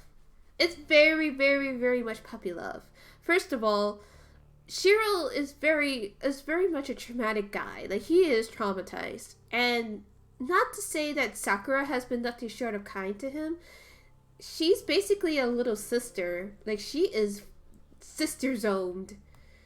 And Rin is unattainable as it is, because Rin is Rin. She pretty much, not so much he puts herself, it's like, almost like they both put her on a pedestal. Rin because of her own reasons. And, Shiro because, well, I'm just a lowly student. She's the idol of the school kind of deal. So when Saber comes along, they're equals. Well, I guess they're not equals technically, because he's basically the master. But she is just so different than all the women that he knows, that he's used to. So yeah, it is very much a first love, and that's fine. That's valid. Like, I think it's cute. I'm glad that the hentai scenes are not canon, because you don't always end up with your first love. And that's one trope I really kind of get annoyed. Like, I get annoyed at that, even especially in shoujo manga, because they pretty much imply that, oh, you're always going to be with your high school sweetheart. Like, I don't know about that. Yeah, Shiro first started as a perfect person, but later on he saw more of Rin, tired and morning, messes up at times. And he's still he's still clearly attracted to her, and that's fine. Like, I wouldn't mind them getting together, or even him and Sakura getting together. Really, he could get with anybody. I think it is still somewhat surface level, but just for the fact that they're very similar didn't help. I think that's where I was going with that. Is that they're very similar in that regard. But yeah, Elia. we keep abandoning Elia. But no, I guess all I really gotta say about Elia is that she just there's a lot I want to understand more about Elia. I want to understand her family more. I want to understand the type of family she grew up in. We saw the result of that growing up. But I want to know the before and the how and the why it got that way. You know? Like, I want to understand that. And I think I'll be able to have a better, I guess not better opinion, but more informed opinion on Elia. So I don't want to... Hi, Shiro, best girl. Yeah, she was too busy being slotted in a role, and she was too much into a role. And I think for me, I'm just kind of like, Shiro's hot. Yeah, Shiro's okay. Like, he's pretty average looking to me, but I date him. You know, he's not a bad guy. Like, I would date him. I would date him if I could. Yeah, she was either the terrible possessive villain or the cute child we must protect. Like, absolutely dead ass. Like, that's pretty much it. She just filled a role out, and I guess that's fine for the first route. You haven't seen his 8-pack. Oh, true. I love a man that can break me in half. Shiro is what nice guys wish they were. Yeah, absolutely. No, absolutely, positively. He is. He really is. Like, it's not that, after having to friend zone some guys and getting some backlash for that, I'm just like, yes, absolutely. No, like, they really wish they were like Shiro. Because Shiro, I mean, yes, well, he does have some sexist, like, ideas, but like I said, I think most cis men have that problem, and that's fine as long as you acknowledge it, you're self-aware, and you work towards to get better. A shame Shiro has such a... Oh, yeah, exactly. Like, I would not want to date a guy like that, but at the same time, I would also want to help him get to a therapist. Yeah, no, that's what I mean. That's why I say, that I want to learn more about her family, her family and her family structure, and basically what life is actually like for her. Because Elia, we haven't really gotten the chance to see anything beyond, feral cat and adopted cat. Like, that's how I see her as. She's a feral cat, but she's an adopted cat now. Yeah, I kind of agree with Rin here, wise, where it's like, I'll date him once his head is a bit more on straight, and then we'll help him along the way. We'll help him go to the therapist's office, like, and I'm not saying that again to be glib. Like, it's serious. Like, it's so important to, if you are able to see a therapist, please do so, because those people, they are supposed to help you.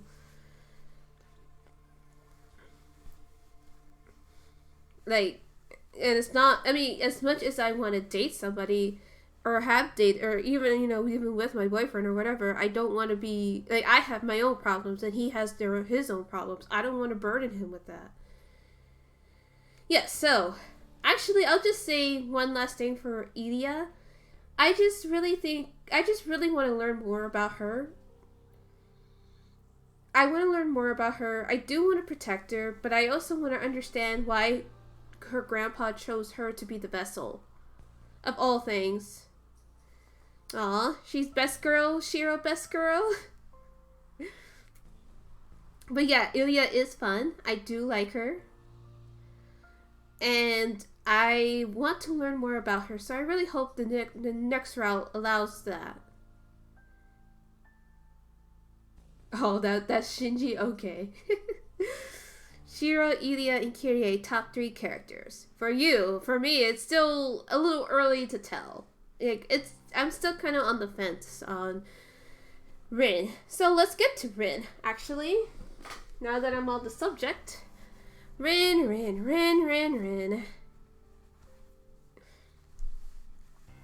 So, I actually liked Rin a lot.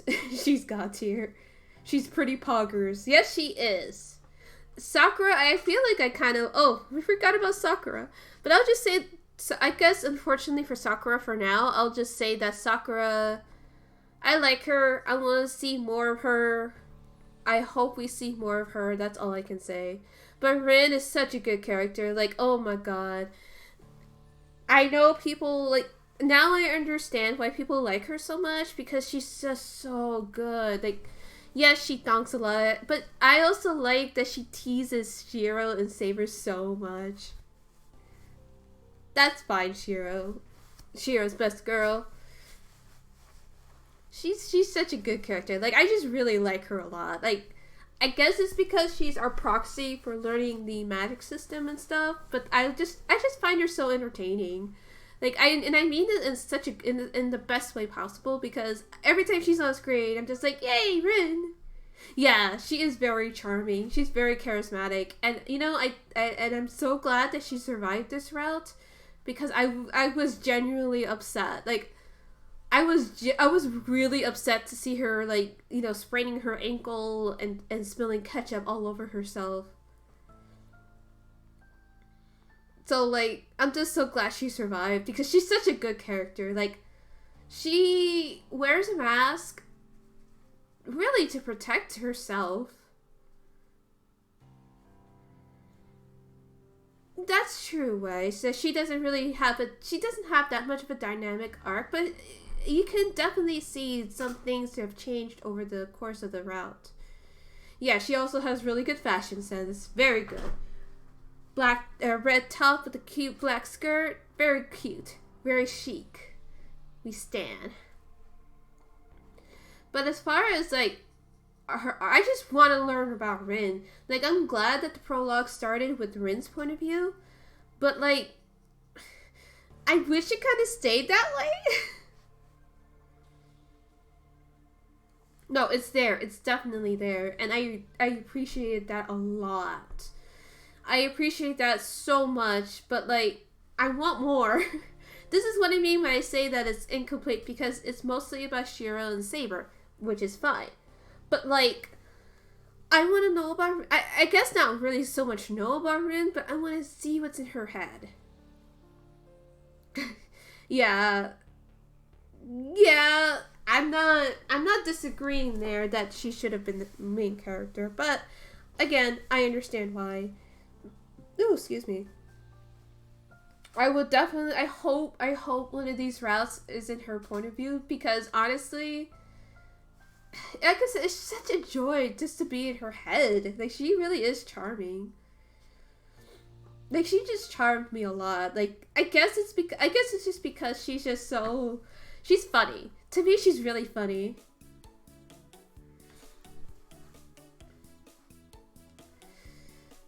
I don't know, like, she's just, like, she is, like, I feel like she would have been the perfect, if it wasn't for Shiro, she would have been the perfect main character.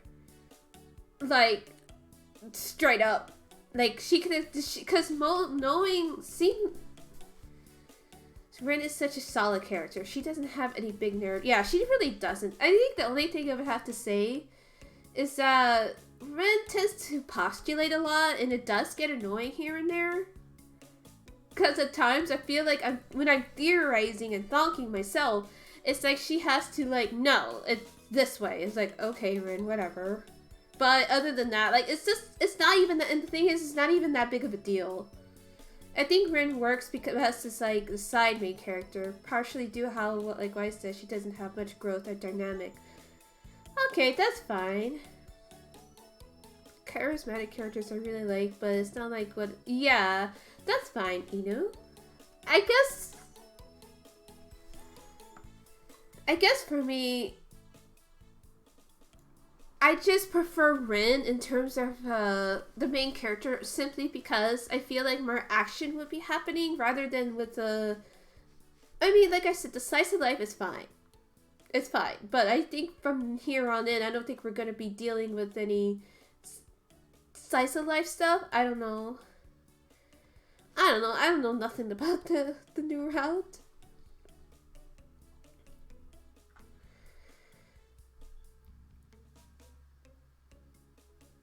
Yeah, she definitely was there to support us when we really. Like, she is a great support. Like, straight up. Like, if I guess the best way to put it is, if we had to have Shiro as the main character, Rin is super. She is so good as support. Like, during the I just enjoyed her so. I just enjoy her character so much. Like I said, every time I see her on screen, she's always up to something. But I guess I can also see how people can get annoyed, and maybe the anime version, maybe they really made her soon did air, like really like turned it up to 20 or something. Yes, she is also our bisexual icon.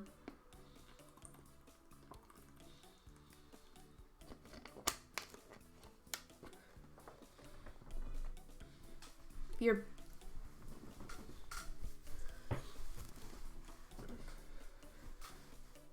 Oh yeah, and I like that she can exposition and the thing about it is too is that with these type of characters, you really have to be careful because there's some characters that's like, oh, I'm just gonna tell you once or whatever.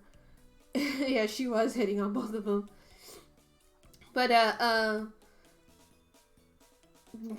but yeah, you need to be careful with exposition character or at least side characters like her because sometimes one they can explain a little too much. They can go either or. That either they explain too much or they go, oh, I'm just gonna tell you once. Don't ever expect it again, and they still do it anyway. I think she was a good balance of that. I think she was a really good balance of like both like, hey, this is what you're up against. Alright, but here's my thoughts on the matter. And it makes sense because it seems her brain's almost similar to mine where it's like, it's constantly going.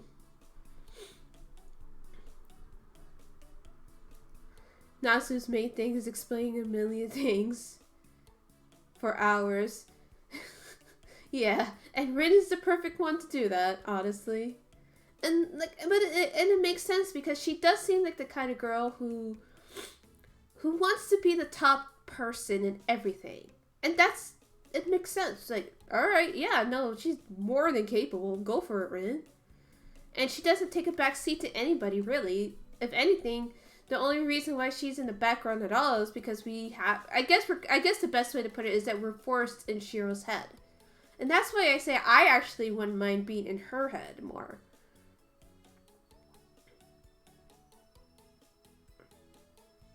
But then again, we do need the fish out of water to kind of explain all these things that's going on. Rin did say that in the prologue in her head that she wanted to be like the best of everything. Yeah, yep, that's what I mean. Like she wants to be the best in everything, and so she has to. And to be the best at anything, you have to thunk a lot. Natsu relies on unreliable narrators, so Rin being a kid. Yeah, it does work.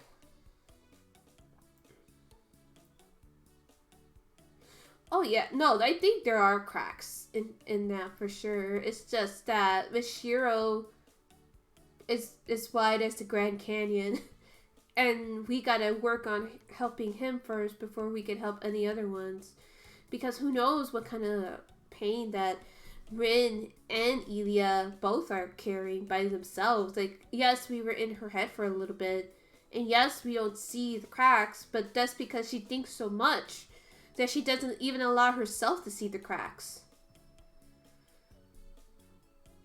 Yeah, exactly, Wise. Rin was basically raised by Kyrie, so it makes sense that her mask is top tier. No, absolutely.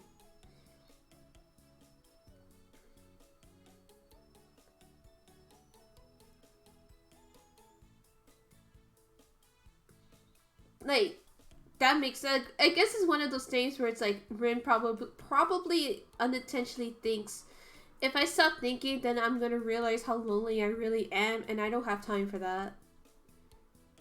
Yeah, yeah. See, that pretty much what I just said was probably a self-protecting mechanism so Kyrie doesn't destroy. Like, I'm pretty sure that there is just no way Kyrie uses uses just Shiro's pain against himself. I'm pretty sure he did it to Rin. And that's one of the reasons why she just, like, I'm not gonna tell this priest nothing. Fuck this guy. Now it all makes sense. And I'm really glad that it was her dagger that he gave to her was the one that ultimately ended him. Yeah, exactly. No wonder she grew up so tough. You must rest, Rin. Like, it makes a lot more sense when you think about it. Like, even if someone raised you, that doesn't necessarily mean that you love them. I mean, I think it's an interesting parallel that Kyrie basically raised Rin while Carrie pretty much raised Shiro, but Carrie's no longer around. And now Kyrie is no longer around. So it is a very, very strange parallel to me. And that's why I say I want to go into Rin's mind more, because I'm sure there's a lot more cracks than she's letting on, even in her own mind. And I want to love Rin. Like, I guess I shouldn't say I want to love her. I already do. But, like, you know what I'm trying to say.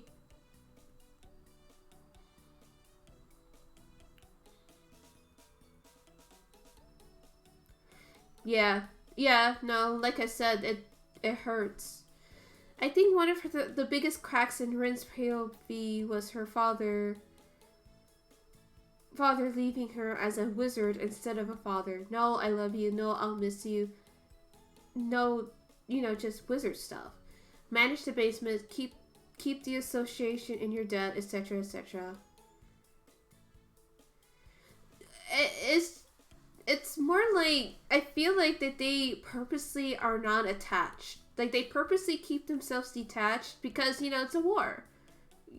They're soldiers in a war. They're going to die. What's the point of keeping human connections when you're just going to die alone anyway? That's their thinking, rather. It's really sad when you think about it. And I think her being around Shiro is definitely a good thing. Because at the end of the day, Shiro is surrounded by love. And for the longest time, he just never saw that until Saber basically crashed through his life. Well, if your pursuit is magical knowledge, it may not, but again, that's why I say, like, for Rin, she probably forces herself to think so much and to study so much that she's like, well, I don't have time to think about emotions. And that's, I understand that. I do. Ooh, excuse me. Another big discussion that speaks a lot to Rin's character was her conversation with Saber. Was her conversation with Saber, where they discussed both of their masks. Rin said Saber's mask was a lot better than hers, and Rin couldn't suppress her generosity. She gave up her trump card just to save Shiro. Shiro really loves Taiga Bravo. Oh, I'm sure there's some kind of sibling love there. But like I said, Shiro was surrounded by love, but for the longest time he couldn't see it. He definitely couldn't see it until Rin came into his life, until Saber came into his life, who crashed through his life. And I think at the end of the day, it's not just Shiro who needed to know that there's love around him. Rin, Sakura, and Ilya definitely, and Saber especially. They all need love, and they have each other. And I think that's what makes it so beautiful.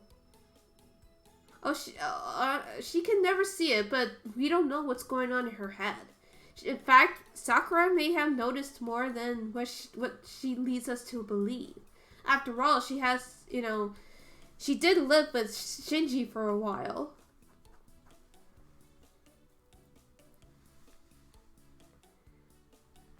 Sakura, oh no, she loves him too much. She loves him way too much. I guess not way too much, but she just loves him. She is, because it's in her nature not to bring it up.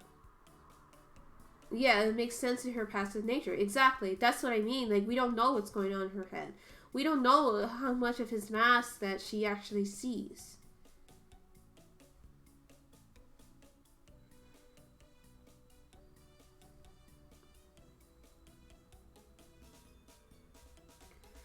But yeah, no, definitely. It's not just Shiro who needed it. Seiba, Rin, and Sakura and Ilya, they all need to be surrounded by each other. They need to be surrounded by each other, yeah, by each other to really know that they are safe. Not to mention they are loved. As a normal person, what could Sakura even do if Shiro's intent is to enter the magical world someday? Well, I mean, she could be sneaking around, kind of taking notes, like, what the fuck? I mean, I guess it would be interesting to see how she would react to all of that. And how she would see Shiro and how she would see Rin from now on after witnessing all of that, and especially when her brother went quote-unquote missing. You know? Like, that would be a very interesting take. And obviously, it doesn't seem that, like, again, it does not bother her that much knowing that Shinji is gone. I'm not saying that, again, to be glib. Like, it's fine. Shinji was shitty.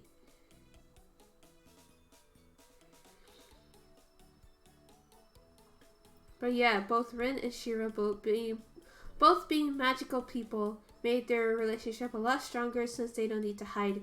Yeah, and I like that. Like, that is something Rin definitely needs. She definitely needs to lower that mask and to be herself around somebody. She needs to be comfortable enough to lower that mask and be herself.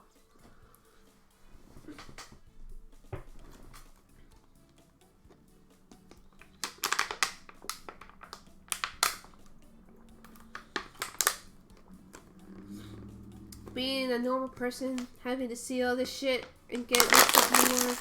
This is why people wanted Mitsuzuri route. Yep, I don't know who that is unless I miss it. That's fair. Rin was very lonely in the prologue, even if she doesn't notice it. She pushed away people who admired her because she doesn't want to hurt them once they got too close. And not to mention, too, at the end of the day, she considered herself a soldier first before a person. You know, like, she literally saw her father die in the war. Oh, Ayako? Oh. That would be interesting, but I don't know how you would write that without, like...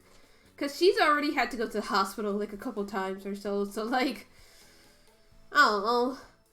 But I think, too, because she's a soldier, again...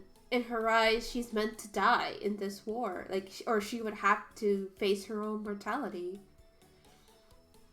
Yes, poor Ayako, our local lesbian. But yeah, like, Rin... She was a soldier. She is a soldier to the very end. And I think just for the fact that she, like I said... Yeah, like I said, she just pushed people away because she doesn't want to get close. It is fucked up. Exactly. She grew up just to fight this war and to possibly die in it. You know, what kind of... And then it doesn't help that when you got Kyrie trying to fucking raise you. Like I said, like, there is... I'm pretty sure he tried to rub it in more than once that he died and that she was all alone. And other things. And other factors, too, that I don't want to get into because I don't know. But, like... My point is that she had to deal with Kyrie growing up, too. So, like I said, you know, this girl probably has a lot more shit in her head than possibly Shiro. Because, you know, especially since she's a girl and a wizard and being raised by Kyrie, fuck that shit.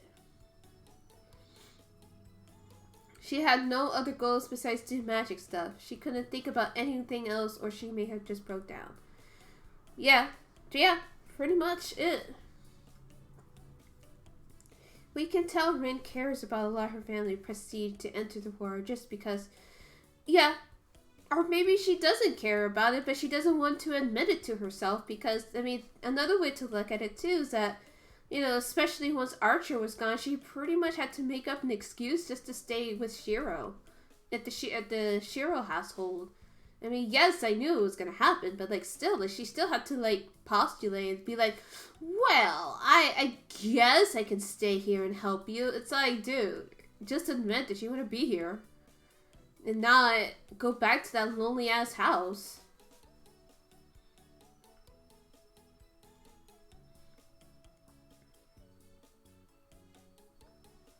And I think that's getting to me now that I think about it, because I don't know what her relationship was like with her parents or her family. Well, yeah, that's true that she was still in the war, even though that, she was technically out. But still, if she really cared about the prestige of her family, she would have just said fuck off. She would have fucked right off, but she didn't, and I think that's something to note. It's very indicative that the first scene with Present Rin was her complaining her house was cold because there is no one else there to heat it up. Exactly. And I think, it's just a lot. And maybe I'm just projecting myself onto Rin, but being the child of a soldier fucking sucks. It really fucking sucks. And thankfully, like I said, I did not have the misfortune of losing my mom in war or anything like that, but she did, and she's also expected to carry the same fate as her father. I mean, it is a big mansion, sure, but I don't know, like I said, maybe I'm just projecting projection.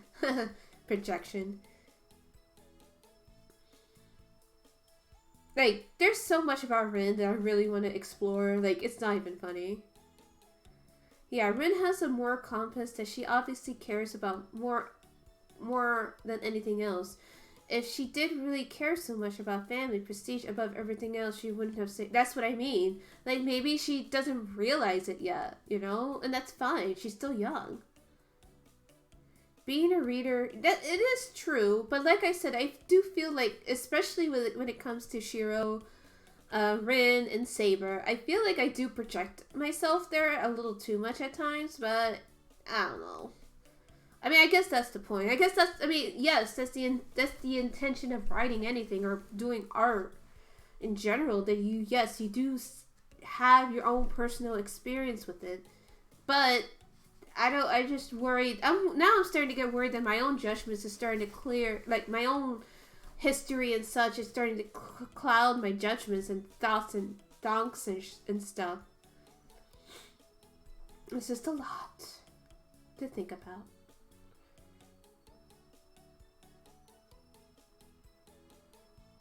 But she did care about the memento from her father, since it was basically her last will. Archer taking it back for her is a very cute scene, and it shows that yes, it's very much to talk about. You don't have to be so strong, Rin. Absolutely. Absolutely not. Like I said, though, I guess maybe I just feel a lot for Rin. And I want a happy ending for her, which she technically got. I still wish that she actually stayed at Shiro's house, even after, because it is implied that she, at least in the epilogue, is implied that she went home. I mean, I get it, Taiga, blah, blah, blah, but, still, no. Exactly, she did get a happy ending, but still, I just want her to be happier, There's just no way she should stay at that cold, lonely old house. I mean, she can always go back whenever she wants. No, Shiro, best girl. She did not die. She's fine. She's fine. I think Rin did the same thing as Sakura, where she just goes to his house all the time. Well, I mean, his house is big enough for everybody, so why not? She was only supposed to be there for a week, and she could see her friends anytime. Exactly, but, still, go back, go back! Go back. You know you want to. I don't know, I just really like them living in one place, that's all. She's clearly good friends with him. Yes. Once Shiro is 18, he can open his house to all of them. Okay, I guess that's true. I guess I just have to be patient. Well, it's the new year, so he should be 18 soon. That's how I feel. That's fine. Oh, God. I would have to get a whole new bottle before I get to Saber because that character is a lot. But Rin and Elia and Taiga is enough of a mansion. Yeah, absolutely. But Sakura would definitely like, she'll probably move herself in Shiro's room. Just because she's such a Yamato Nadeshiko, she's like, we'll have separate beds.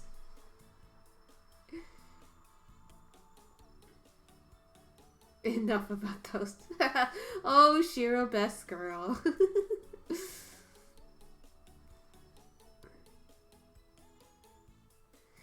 Oh, you're right. You're wise. I guess, I mean, once I get going, it's like I don't stop. Yes, time to talk about Hercules. He was Brickfoot and he was the best servant. Okay, guys, thanks for the stream. Oh man, I feel like Seva's gonna be a whole other hour by herself just because there's just so much to talk about her. There's just so much to talk about our Reiko girl. He was a Brickfoot, absolutely. He did his best. He did his best to protect little Elia.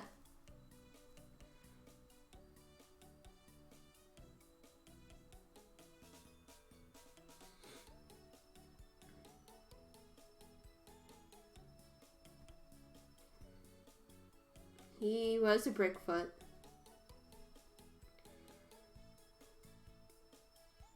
Herc is the manliest character in Fate.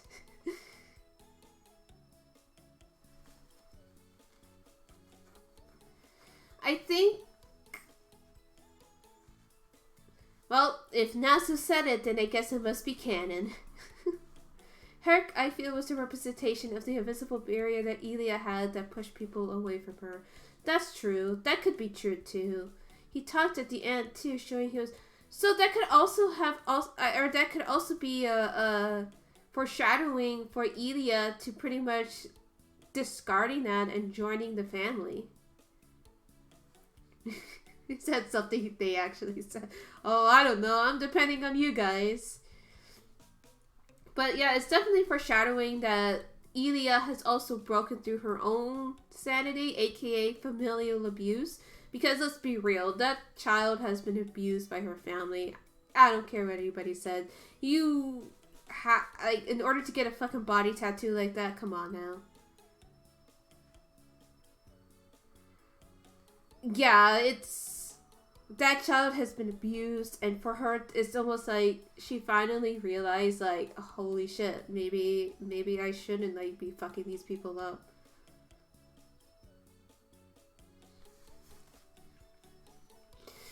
I think she did sense that, and I think that's another reason why she wanted to possess him so much, is because she's just like, well, he doesn't treat me like shit, like my family does. I'm gonna keep him. I'm gonna keep this thing. After all, I'm a thing. And I want him to keep me as a thing. And again, it's just, in a way, it actually does, again, tie it back to family abuse. It is a type of its own insanity when you don't realize how hurt you are from the abuse. And then once you actually get called, like, not really get called, I guess called out by your own continuation of the cycle of abuse, then, you know, it's almost as if you're breaking through, you're clearing the fog, and you're realizing that you're not insane after all. Much to think about. Much to think about. I can't believe Fate Stay Night is about, you know, learning how to let go of various abuses.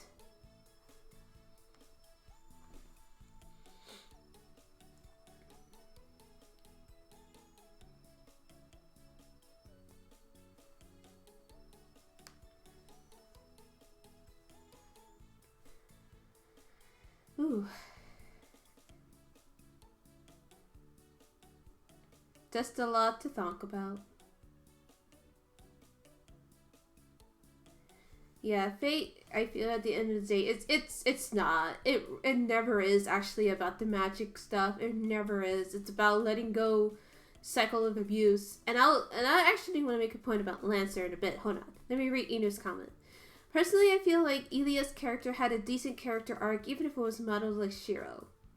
She went from a broken doll struggling with that in the middle to being free from it. I don't think she's 100% free from it. None of us are 100% free, but point taken. I also want to make a point about Lancer because Lancer was also abused. He was abused by Kyrie after he obtained her because he's essentially fighting all these servants. He fought 8 servants, y'all. 8 servants. That's way more than anybody can ever deal with at once, I can imagine. So when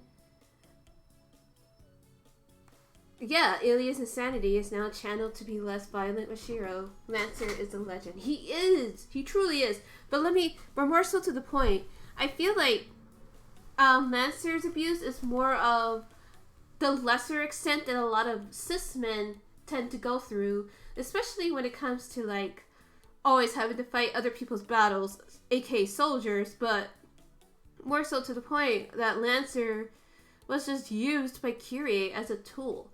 You know, an unfortunate thing too is a lot of cis men and boys are treated as tools, either by their master, family, work or co-workers or whatever, and not a lot of people talk about that, and they absolutely should, because it's just as important to consider that, because it was taking a toll. I mean, it took a toll on Lancer, but unfortunately we couldn't really see it because we were never in his head. At least once. We only saw him once or twice. But you can tell, like, near the end that he was tired of this shit. He was tired, and especially with Gil. Yeah, he didn't even realize he was tricking him. And I think, especially with Gil around, I think that's when he was like, yeah, fuck this dude. Fuck this dude. And I think it's important to note that men are just as, victimized by being treated as tools the same way as women are. Oh, I'm pretty sure, Kyrie planned it out where it's like, alright, well, Gil is coming at 2 o'clock. Alright, I'll make sure Lancer leaves out of here by noon so he doesn't see Gil. That's my game theory is that Kyrie literally planned it out. Like, he purposely made sure that he never saw Gil. Because I don't think a guy like him, at least not until that moment with the orphans, that he was ever going to tell Lancer about Gil and then just have Gil kill him.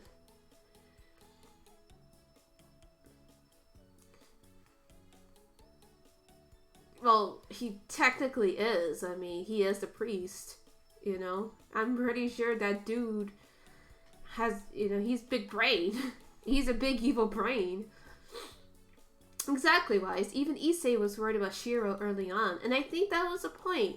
There was a point to be made there about, being taken advantage of by others, even as a man, as a cis man or a boy. I think Issei really fully understood what was going on, but he just knew something was not right. And as a Buddhist priest, he's probably trained to kind of realize that. But yeah, like with Lancer, he was definitely abused by Kyrie, and thankfully he realized it, and thankfully unfortunately he had to depart from this world. Press F in the chat for Lancer, for our bro, our legend. Yeah, monkey trading. Still, point being. It's just that for men, for at least cis men, it's I'm sure it's awkward to talk about your feelings, but it's very important that you do. Like, it's so it's just as important, if not more. Because if you don't get a conversation started, nothing will ever be done about it, and you'll always feel alone, and we don't want you to feel alone. Ooh, my throat is getting super dry.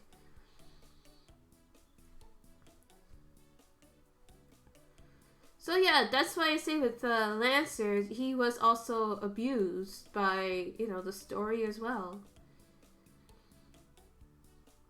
I feel like most servants was abused by their... Yeah, they were. They were used as tools. Even Rin saw Archer as something to be used, but at least she changed her mind. That's the point, though. That's the thing, that Rin was self-aware enough to change her mind. Same thing with Shiro. Well, Shiro, he was never willing to do that in the first place, but like, I think being around Shiro made Rin change her mind. Even more so. But that's okay. It's okay to cry. I just hope that you're getting the help that you need. That's all. And if you feel something, you gotta let it out because... Exactly, Wise. You're too young. I mean, right now, you're probably feeling a whole lot. But take time. Take time. Take time to take care of yourself. Take time to feel. Do not conceal. You must feel. I don't mean just people in the chat. Everybody who's watching this or listening in. It's cool if you tab out or whatever. I don't expect people to pay attention to what's going on because there's really nothing on the screen. Family is family, that's all I'll say. Yes, I did do it. I guess I must have did a rhyme. I feel admirable in that. Consider yourself lucky, Shiro, best girl, but also just make sure that you get the support that you need when you do. So, just know that we all love and care about each other here. To the best of our abilities. So, before I go get some more water, which character are we going to talk about next? Because I don't want to keep you guys here too long. Saba. Okay, so I'm going to get some water. Don't tease me about the witch. The witch has been there like 10 minutes. Anyways, I'm going to go get food. Or not food. I mean, of course, I'm always hungry, but I'm going to go get water. I'll be back. Pedo priest? Anyways, I'll be back.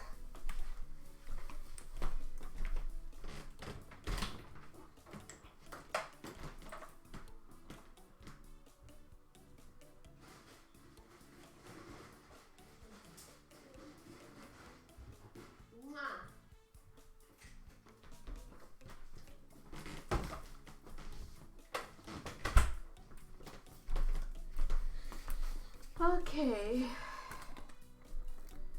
So who are we talking about? He did keep children in his basement. You're not wrong. Let's see. We recommended Saber. So let's talk about Kyrie first, actually, before we hit the big girl. There's no need to sound surprised. That's fair. Let me get some appropriate music in here for him. Because it is...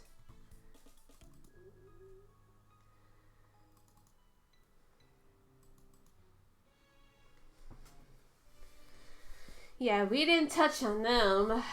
Well, not so much. I mean, we did touch on Ilya. Shinji, like I said, there's not much else I can go into because he's just a piece of garbage from beginning to end. But Kyrie. Now, as I mentioned before, yeah, it's Kyrie and Gil. Oh, it's low? Oh, it's fine? Okay.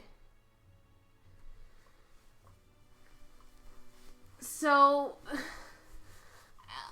as I mentioned before, I do think Kyrie and Gil are pretty much the same. They are definitely mirrors of each other, meaning Gil is definitely a prick. Here, is that a little bit better, Shiro's best girl? Yeah, they are very hedonistic in their nature. Gil definitely represents the system. And Kyrie definitely is that religious backing. Now, I know Japan is nowhere near like the United States, where religion is such a powerhouse in their culture. He's the system, dude. But the parallels, I cannot unsee it. That, of course, the system is backed by the religion.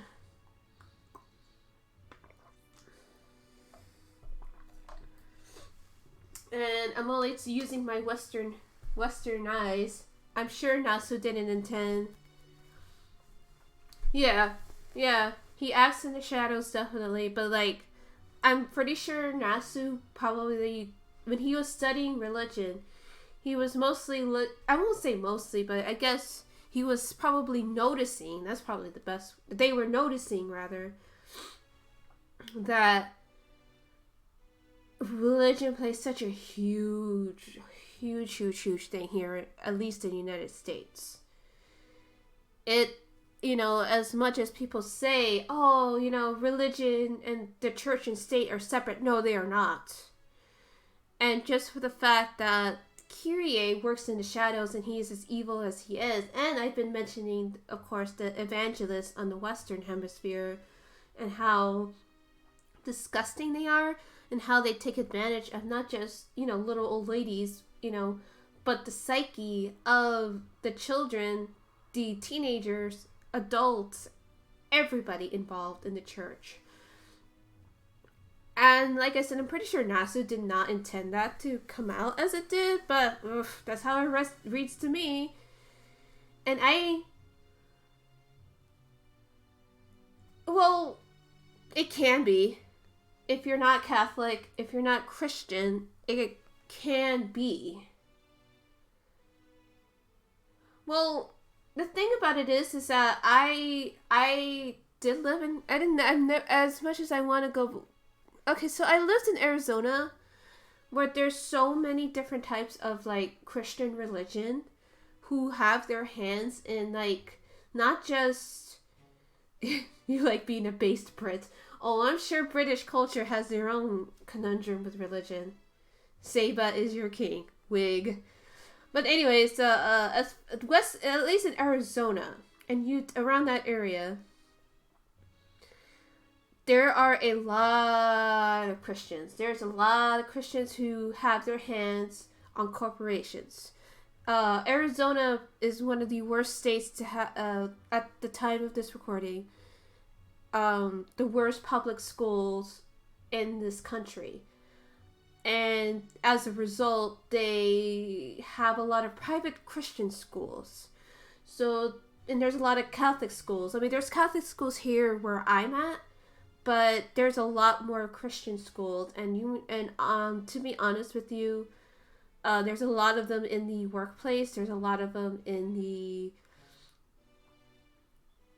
in all sorts of sectors in Arizona. Yes, absolutely. They are using Christianity for profit. They're not doing it for God. I'm telling you this right now. They are not doing it for God. They're not doing it for the people. They're doing it for themselves. It's all in favor for themselves. They don't fucking speak. They don't speak for God. I'll tell you that right now. They don't speak for God. They don't speak for Mary, Joseph, none of the apostles. Even Judas, they don't speak for him. They truly believe that they think they can get to heaven by being as rich as they can, by taking advantage, not just advantage of the people of its terrible public system, but who are desperate to get their children the best education there is, but they're also taking advantage of the poor. Exactly. The Crusades was just, it really is. It really is. It's just a crusade to spread their bullshit. Not the gospel, but their bullshit. I know this is a lot to do more with capitalism, is unchecked capitalism and all that, but there is no separation of church and state. There's a lot of Mormons there in Arizona. They all come from Utah. There's a lot of Jehovah's Witnesses. For the most part, the Mormons are fine. Like, they never offended me too much. It's just annoying having to have them approach me while I'm waiting for the bus or something.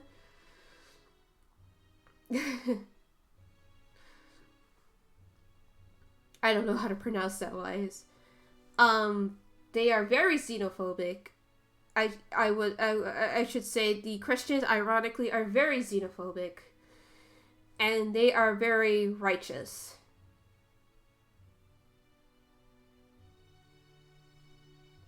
No, they actually do think of religion. They think that they're helping people by spreading their God, or their definition of God, aka cash money, for their benefit. And in turn, there's a lot of truthers out there who believe that we're in our end times. There's a lot of people out there basically trying to get others into their cult of fire of brimstone. And this is why I feel like, to them, fire and brimstone and suffering and torture and all this and that is just porn for them. And this is why, like, because I also lived in Oklahoma and I also lived in Texas. So I am very familiar with how Baptists work and Protestants. It does say a lot, Gilgamesh is a demigod and Kyrie supposedly works with... It does. It really does. And I'll get to my point. My point with Kyrie is that he... Yeah, exactly. Kyrie, that's exactly it. You know, that they don't care about what the actual teachings are. And Kyrie, it's just porn. The suffering of others is just porn to... No, man, Shiro, best girl, we gotta go in deeper, man. And there's this... And I think for me, like, there's just no way that Nasu did not see how bad evangelism is here in the West, at least in the United States. California, I guess more specifically Orange County, they do have a lot of Christians there. Catholics are just as bad, but I got my own onions on them, and I will come to that one of these days, not today, because that's a lot to unpack. But just for the Christian side, and as an outsider, that is a fact that they've made very fucking clear since I was a damn child, that these people just... There's just a lot of hate in their hearts. Obviously, this doesn't attune for everybody who are Christian. If you're a Christian, I'm sure you have a good heart. I'm just saying that, like, there's a lot of hate in those people's hearts. It's a lot more easier to see and to talk about the flaws. See, I don't know anything about the Christians in Japan, but I just know that they were actually persecuted back in the day. So, it is interesting to me that essentially a real outsider like Nasu is able to take these evangelist ideals and pretty much put them all in Kyrie. Because again, these evangelists, they literally jizz in their pants at the idea of end times. They jizz in their pants of people that they don't care for suffering, while Kyrie just wants everybody to suffer. It doesn't matter who suffers. He just wants them to suffer. Really? Let me tell you. Nasu definitely knows how insane organized religion can be. Most Japanese media you've ever consumed has been really critical. See, that's another thing I noticed too, is that they are very critical of Christians. I mean, yes, Mama and Papa. Let's criticize them because they need to be criticized. They need to be brought out into the world, the injustices that these people actually have in their hearts. Like the Salvation Army, for example, I'm sure a lot of people typically know them as, you know, they help homeless people, but they actually don't. They do not help non-Christians. They do not help the LGBT youths who run away. They do not help those who are disabled. They do not help those that they do not perceive to be Christian. Well, I feel like that's almost like a staple in Final Fantasy, and I really wouldn't count Evangelion either as a criticism towards Christianity, since I think Hideki Anno really just said, yeah, this is cool, which is fine. Again, I'm not Christian, so I don't give a shit. I think, and you know, in terms of, you know, Christian-like media, or at least anime is concerned, the most Christian anime I've ever seen is actually Trigun, because it actually talks about what Christians supposedly preach about, how they supposedly care about. I mean, that's, like I said, that's fine. I'm not Christian, so I don't give a fuck. But, like, Trigun is actually the most Christian anime I've ever watched. And I'm not saying that to be, again, I'm not saying these things to be glib. I'm saying it wholeheartedly. I truly mean that. If you want to know what Christianity is supposed to be like, watch Trigun. Seriously, dead ass, watch Trigun. Listen to the messages that Vash is trying to say this whole fucking time. He is, though. He is. But, like I said, people like Kyrie, they do not care. They legitimately get into this business. And I only say business because that's what Christianity has become. It's a business transaction. I mean, look at Hobby Lobby. The Hobby Lobby people, they stole artifacts from the Middle East. You know, that's just one example. Oh, is it? Ooh, I've always wanted to check out Hellsing, but I'm never sure where to start. But anyways, but like, there's just so much wrong. Like, they use Christianity as a base for their hatred and their... Yeah, he would be whipping them. He would condemn each and every single one of them. He would look down on these so-called Christians, these evangelists. I have no doubt he would. There's just no way. There's just no way. And also, Jesus is black. Because he came from the Middle East. He's dark as hell. Come on now.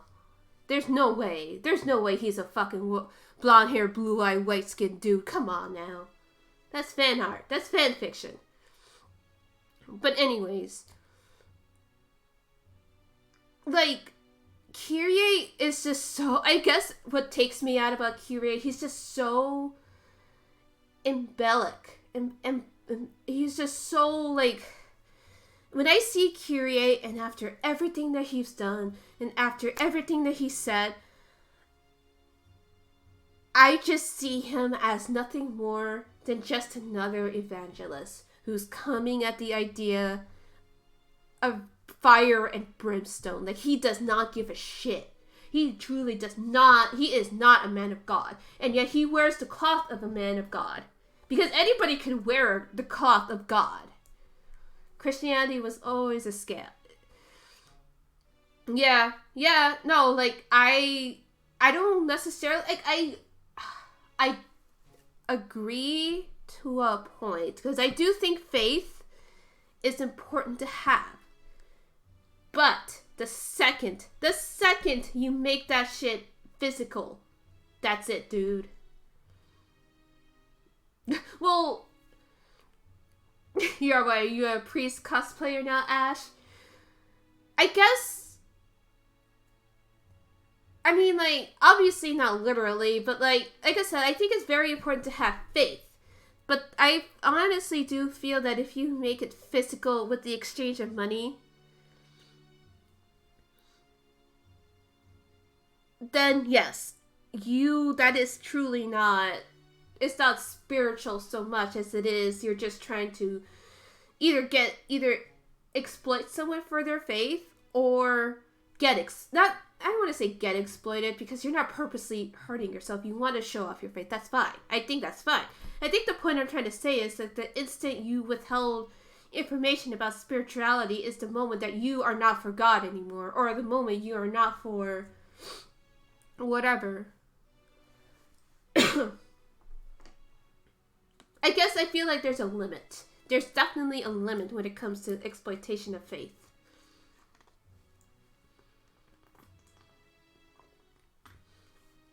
Of course, Shiro's the man who would basically forgive everything and everyone. Emiya, final enemy, is Kyrie. Absolutely.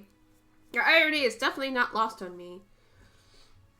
That someone who is not of the Christian faith, or any denomination really, as far as we know, he is the one who actually cares and loves people, while Kyrie is the one who does not, and he's supposed to be a man of God. Like, I just love the irony and all of that.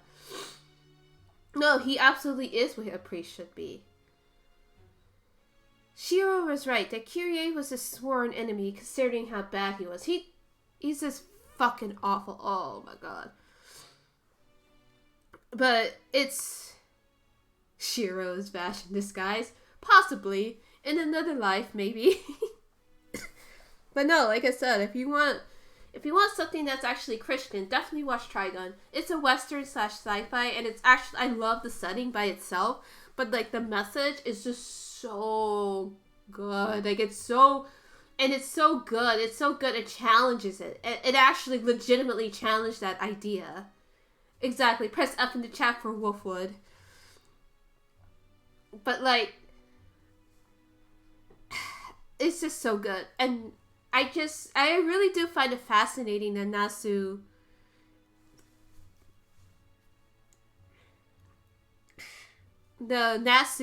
I just admire that he was able to pick that up from all the research and just put it all into Kyrie.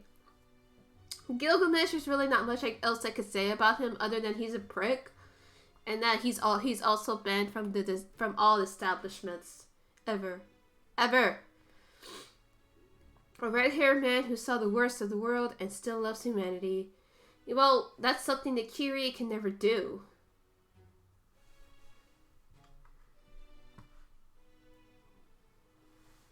Gil is a prick. Yeah, absolutely. Yes, those popular AU images where Shiro gets raped. Oh god, can you fucking imagine? Shiro would be so different. So different if he was raised by Kyrie. And in that case, then Carrie would be raising Rin. Can you imagine how different she would be? But no, like, it's really fascinating to me that Nasu picked up all that and put the fire and brimstone amusement in Kyrie like that. He loves food and drink and takes what he wants. Typical imperialist. Yeah, no, I mean, that's basically what it is. He's an imperialist. He is an imperialist, to be sure, and he does not care who it hurts. In fact, he wants it to hurt people. He wants to hurt people. The fact, like that's the thing that gets him off the most, is that he hurts people. And that's why he and Kyrie are perfect for one another. I can't believe we ship. Whew, that was a lot. Okay, now finally, let's get to the moment we all been waiting for.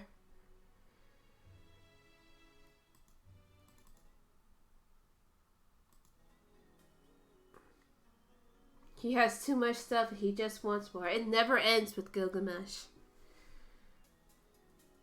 So much discussion. I am actually surprised that we managed to discuss for like almost 2.5 hours now. Well, I think most people would, because it's like, what the fuck are you talking about? Oh, you right. Sword of the Promised Victory.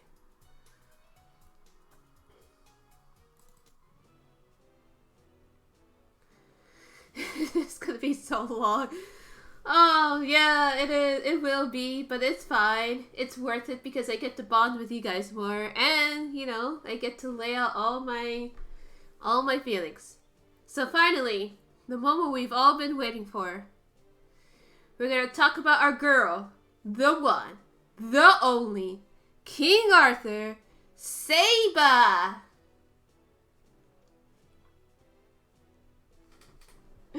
Saba, I have so many feelings about her. She is the king of jobbers. Isn't she your king, Shiro, best girl? It's Saba, your waifu. So, okay, Saba. I'm still very upset that they took away her womanhood, her childhood, and her humanity. See, I thought it was just her. Like, I was like, okay, maybe. But what was I expected to believe that they wouldn't take away her womanhood? Because they already took away her childhood. They already took away her humanity. Exactly, they took everything from her.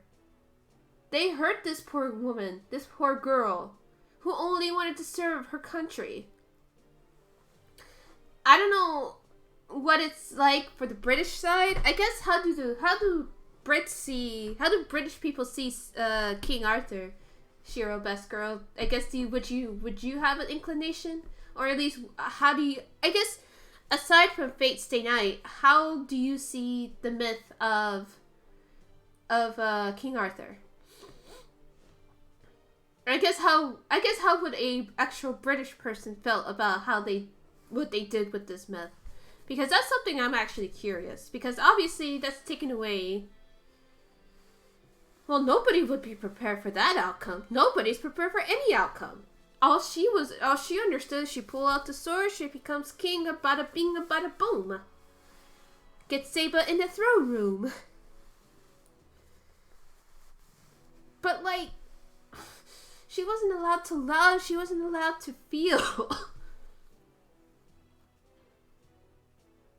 I know the general myth is focused on Arthur will return when Britain needs him. Huh. Interesting. So like with Saber, there's just so much to unpack. Again, if Nasu was more focused with the sexism aspect of this route, I think it could have also made a more powerful route. Very shame that she's gone. But she needs her rest. She needs to go back to her eternal dream. She did the best that she could.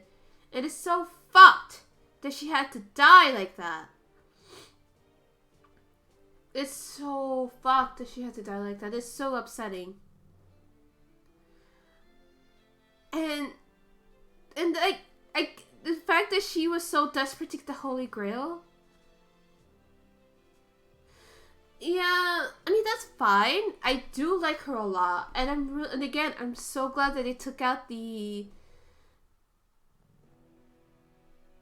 I'm so glad that they took, in this version that I'm reading. Well, maybe, but I don't know, Time is very strange in this game. So that could mean anything. Yes, it was a beautiful lie, but it was a lie that she needed to hear. And I think that, like I said, if it was more focused, not necessarily on the sexism, but I think more so like on a person, on what it means to be a human girl, as a position as king. Bedivere is a liar. He's a lying liar who lies. But like I said, it's just so beautifully sad. Just thinking about it makes me want to cry, just because, okay, I don't know how to start this. Someone had asked me questions about Saber. Because I can't really think, because there's just so much in my head right now about her. Oh, she did. She went through tons of growth. I do think it is interesting that she held back. Yeah, the problem is that half of the route was about no fighting Saber. Uno reverse Shiro. But once we got her back, yeah, it did definitely improve after we learned about her backstory and like what exactly they took away from her, and especially after learning about who she was. I'm still kind of pissing myself that I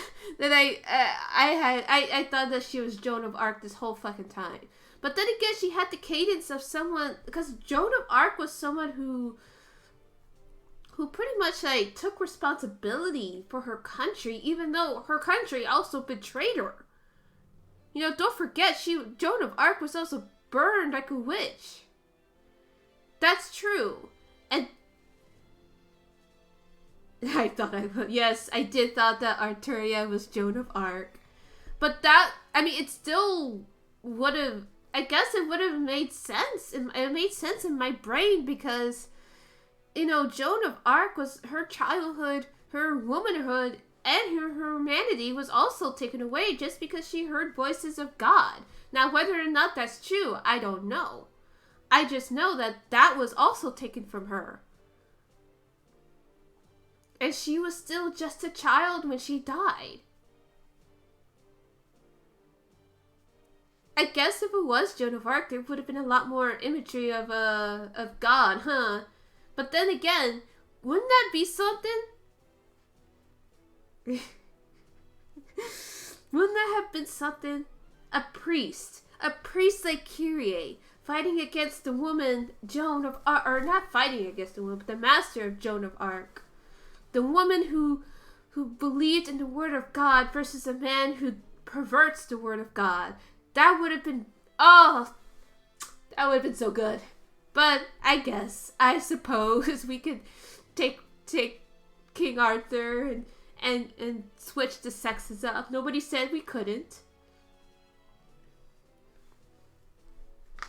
Like, that was the whole point of Joan of Arc.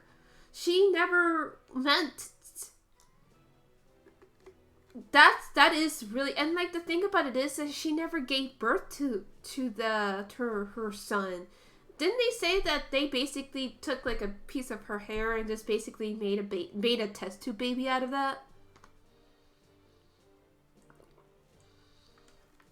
Yeah, it's like a magic test tube baby or something. But, like...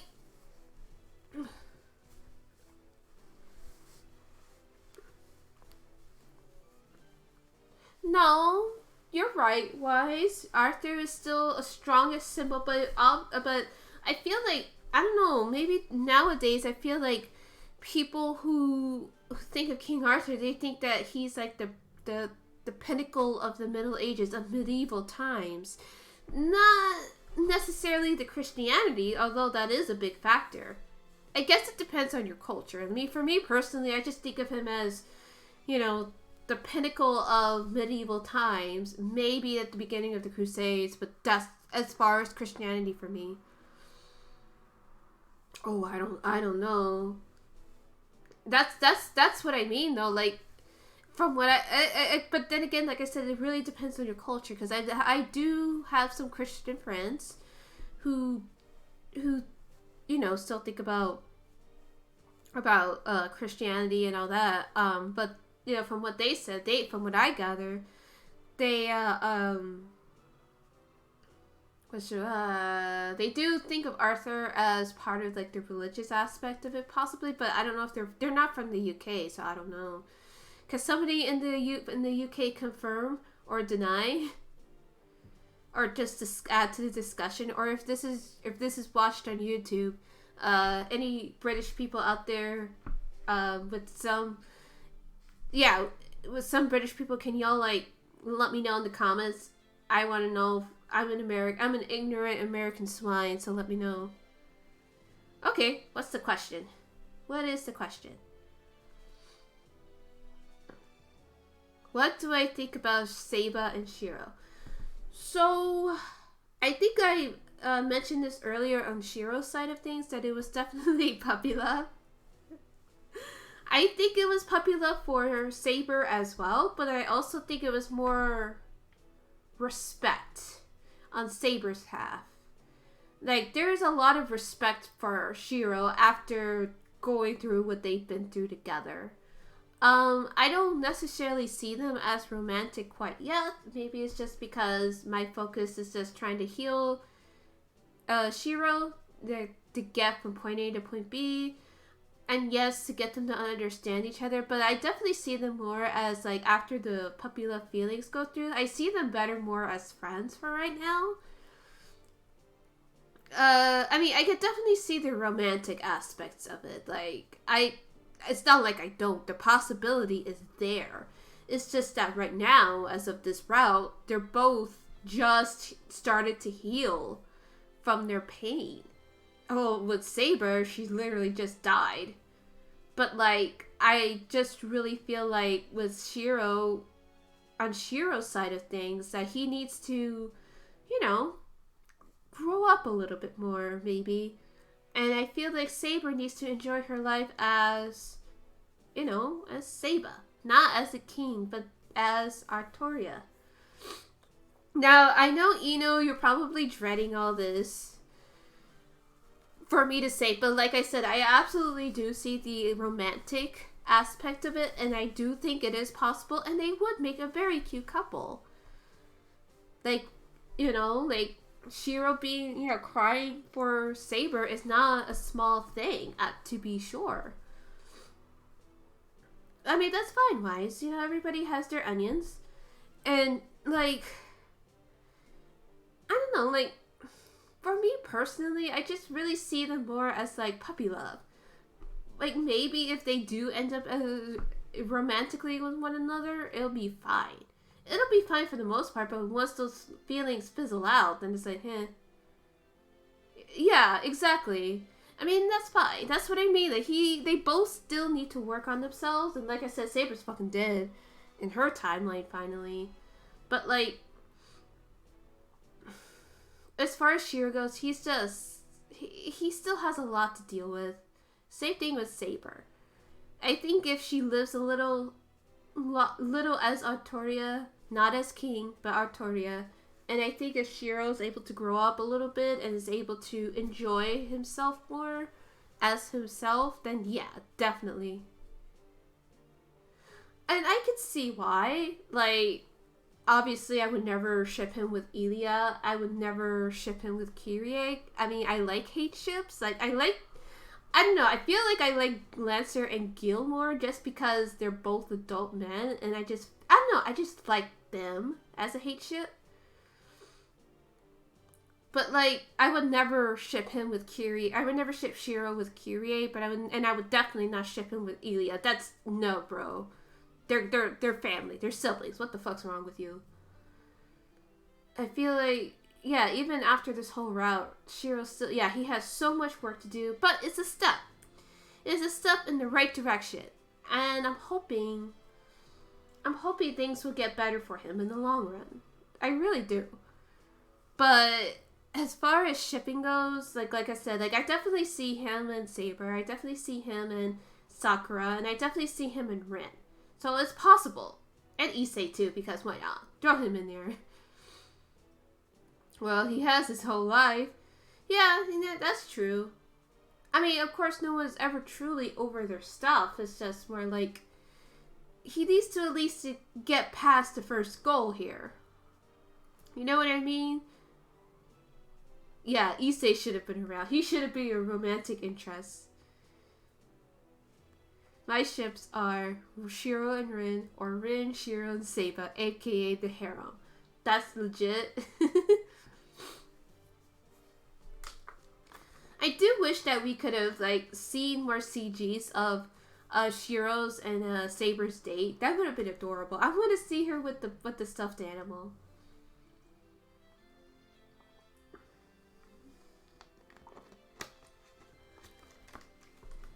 Talking so much. I'm probably not going to be able to stream tonight just because of my throat.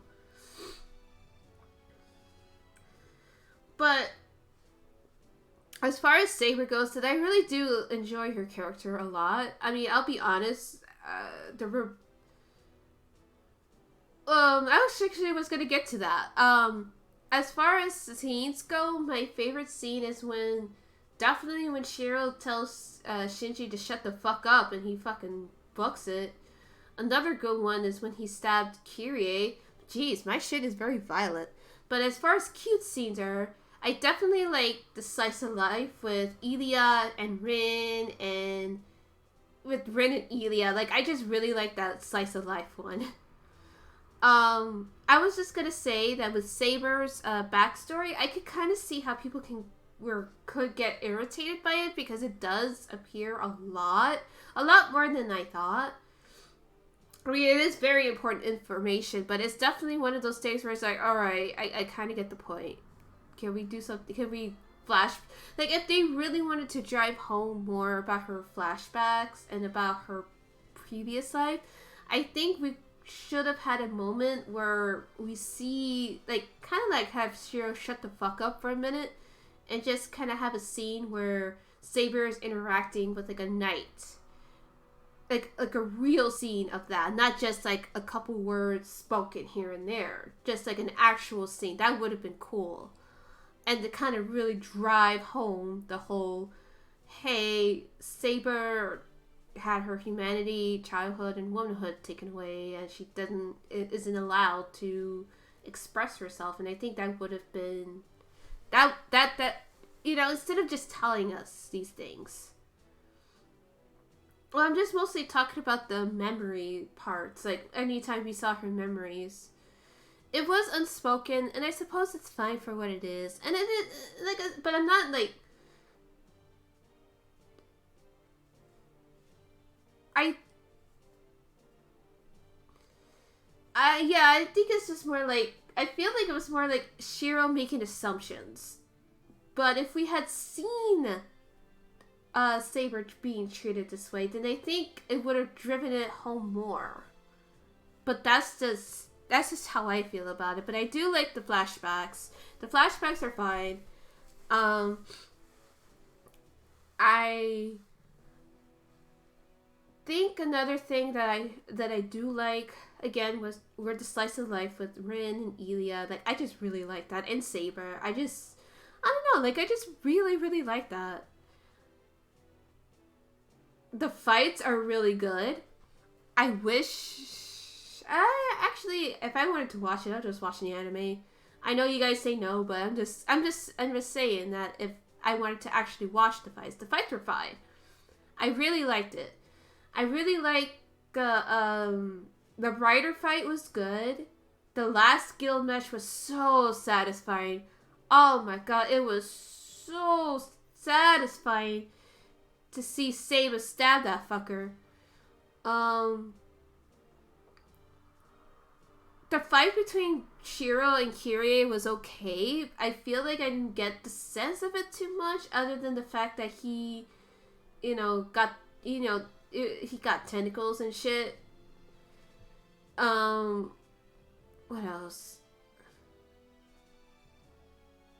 Yes. I was freaking out. I lost my goddamn shit when it was revealed who she was. I was like, are you serious? Ah, man. I'm surprised nobody clipped that, to be honest with you. I was gonna clip it, but I got lazy.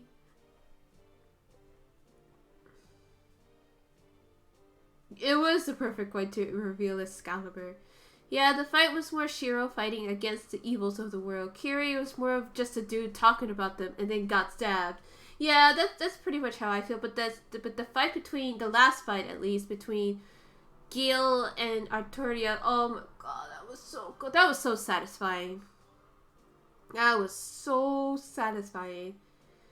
Another thing too that I also did like was when Gil was pretty much like after they made up after the fight on the Valentine's Day. I did like that. I guess I don't want to call it a fight because it wasn't a fight, because it's one of those things where it's like both Saber and Shiro realized how important they are to each other. So that was a great moment.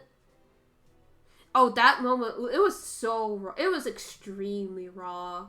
And I mean, it was really raw, and it was like, oof. It was just oof for days, boys. Lads, lassins, and those who are and are not. So it's just, oof, it's a lot. Another good scene was the final fight between Hercules and the gang. That one was really good. Oh, they were both getting toxic, but I think at that point they were just very emotional towards each other. Yeah, Shiro got messed up, but I think, like I said, it really kind of lent the show Saber how important how important Shiro really is to her. Not just the fact that he has the fucking sheath, or he is the sheath, but just more of not just, the whole master and servant thing, but how much they mean to each other personally. That was just so mwah. But the fight when we lost Archer, that was a good one because I honestly did not think we were going to make it out.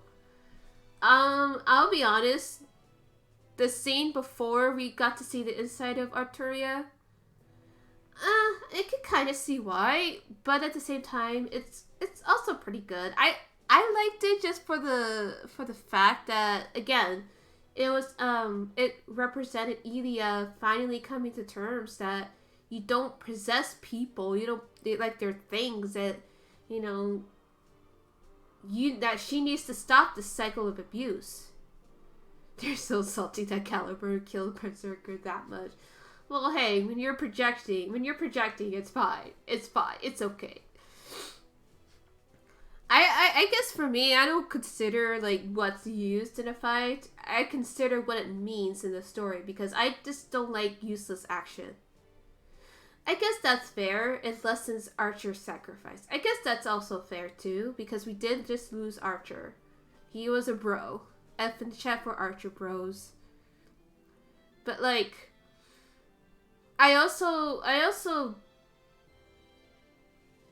don't know, like I said, I don't really like the way if people are that upset, well, I'm sorry you feel that way, but I'm different, I just feel like it was just emblematic of how Rin feels about Shiro at the end of it all, and how, she accepts him as as part of her family, when Ilya has, is continuing the cycle of abuse until she has that clear epiphany, or I guess in the form of Hercules, regaining his sanity, where, maybe I shouldn't have done that. Oopsie. But, I guess I just like what the fight represents. I mean, but if you don't like the fight, that's perfectly understandable. You do you. They are also very much mirrors of each other. They are children soldiers. Let's be real. Let's be frank. They're children soldiers. That is what they are. But, as far as any other scenes, so much is just Shinji getting his shit wrecked. That was good. Yeah, they were very much raised by fucked up people.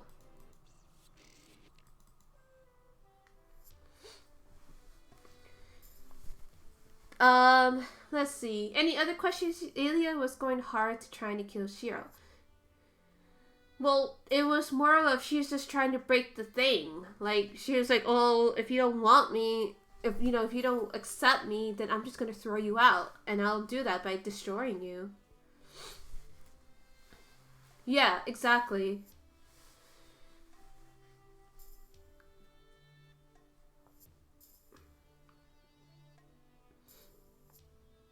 But, yeah, it's just, that fight was more than just, Shiro learned how to use projection out of 10. Okay, so, let me just finish this thought. So, I think, if you look past this fight, it's beyond Archer's sacrifice, or the sacrificial arc for Archer, and the fact that Emiya projected something that he probably shouldn't have been able to, whatever. It's a pretty good and very important fight in the story. Alright, so finally, we're getting to the final part. What do I think? What is my overall rating? I would honestly give this first route an 8 out of 10. It's very good for introducing the characters and introducing concepts and introducing, starting conversations about abuse, PTSD, mental health, sexism, evangelism, what it means to suffer for the sake of others and all that. But I also feel that a lot of it is also, the sexism is also very kind of clumsily done, and it's not on purpose. It's not one of those things that Nasu did on purpose, so I'll give them slack for that. Because again, when you write something, a lot of stuff comes out unintentionally. So I am definitely looking forward to the next route. I know a lot of people say that it's just gonna go up from here, so yeah, I won't say it's complete. Hi, Jeju. It's all good. Laura's actually about to finish up because this stream has been going on a long time. That's fine, Inu. Hi, Elfie. Well, actually, I'm just doing a Q&A session on the first trial. I finished it. I think on Friday. Yeah, Friday. So I'm just going over what I thought. You'll probably be able to see it later once I stop or end the live. But overall, I give it an 8 out of 10. Maybe just because I went into this pretty blindly. It's okay, Jeju. I understand. It's all good. It's all good. But so far, definitely Rin, definitely Saber. Kiri, I feel like he's very typical for a villain, so I don't. But definitely Rin, definitely Saber, definitely Elia. For sure. So we'll just say for those.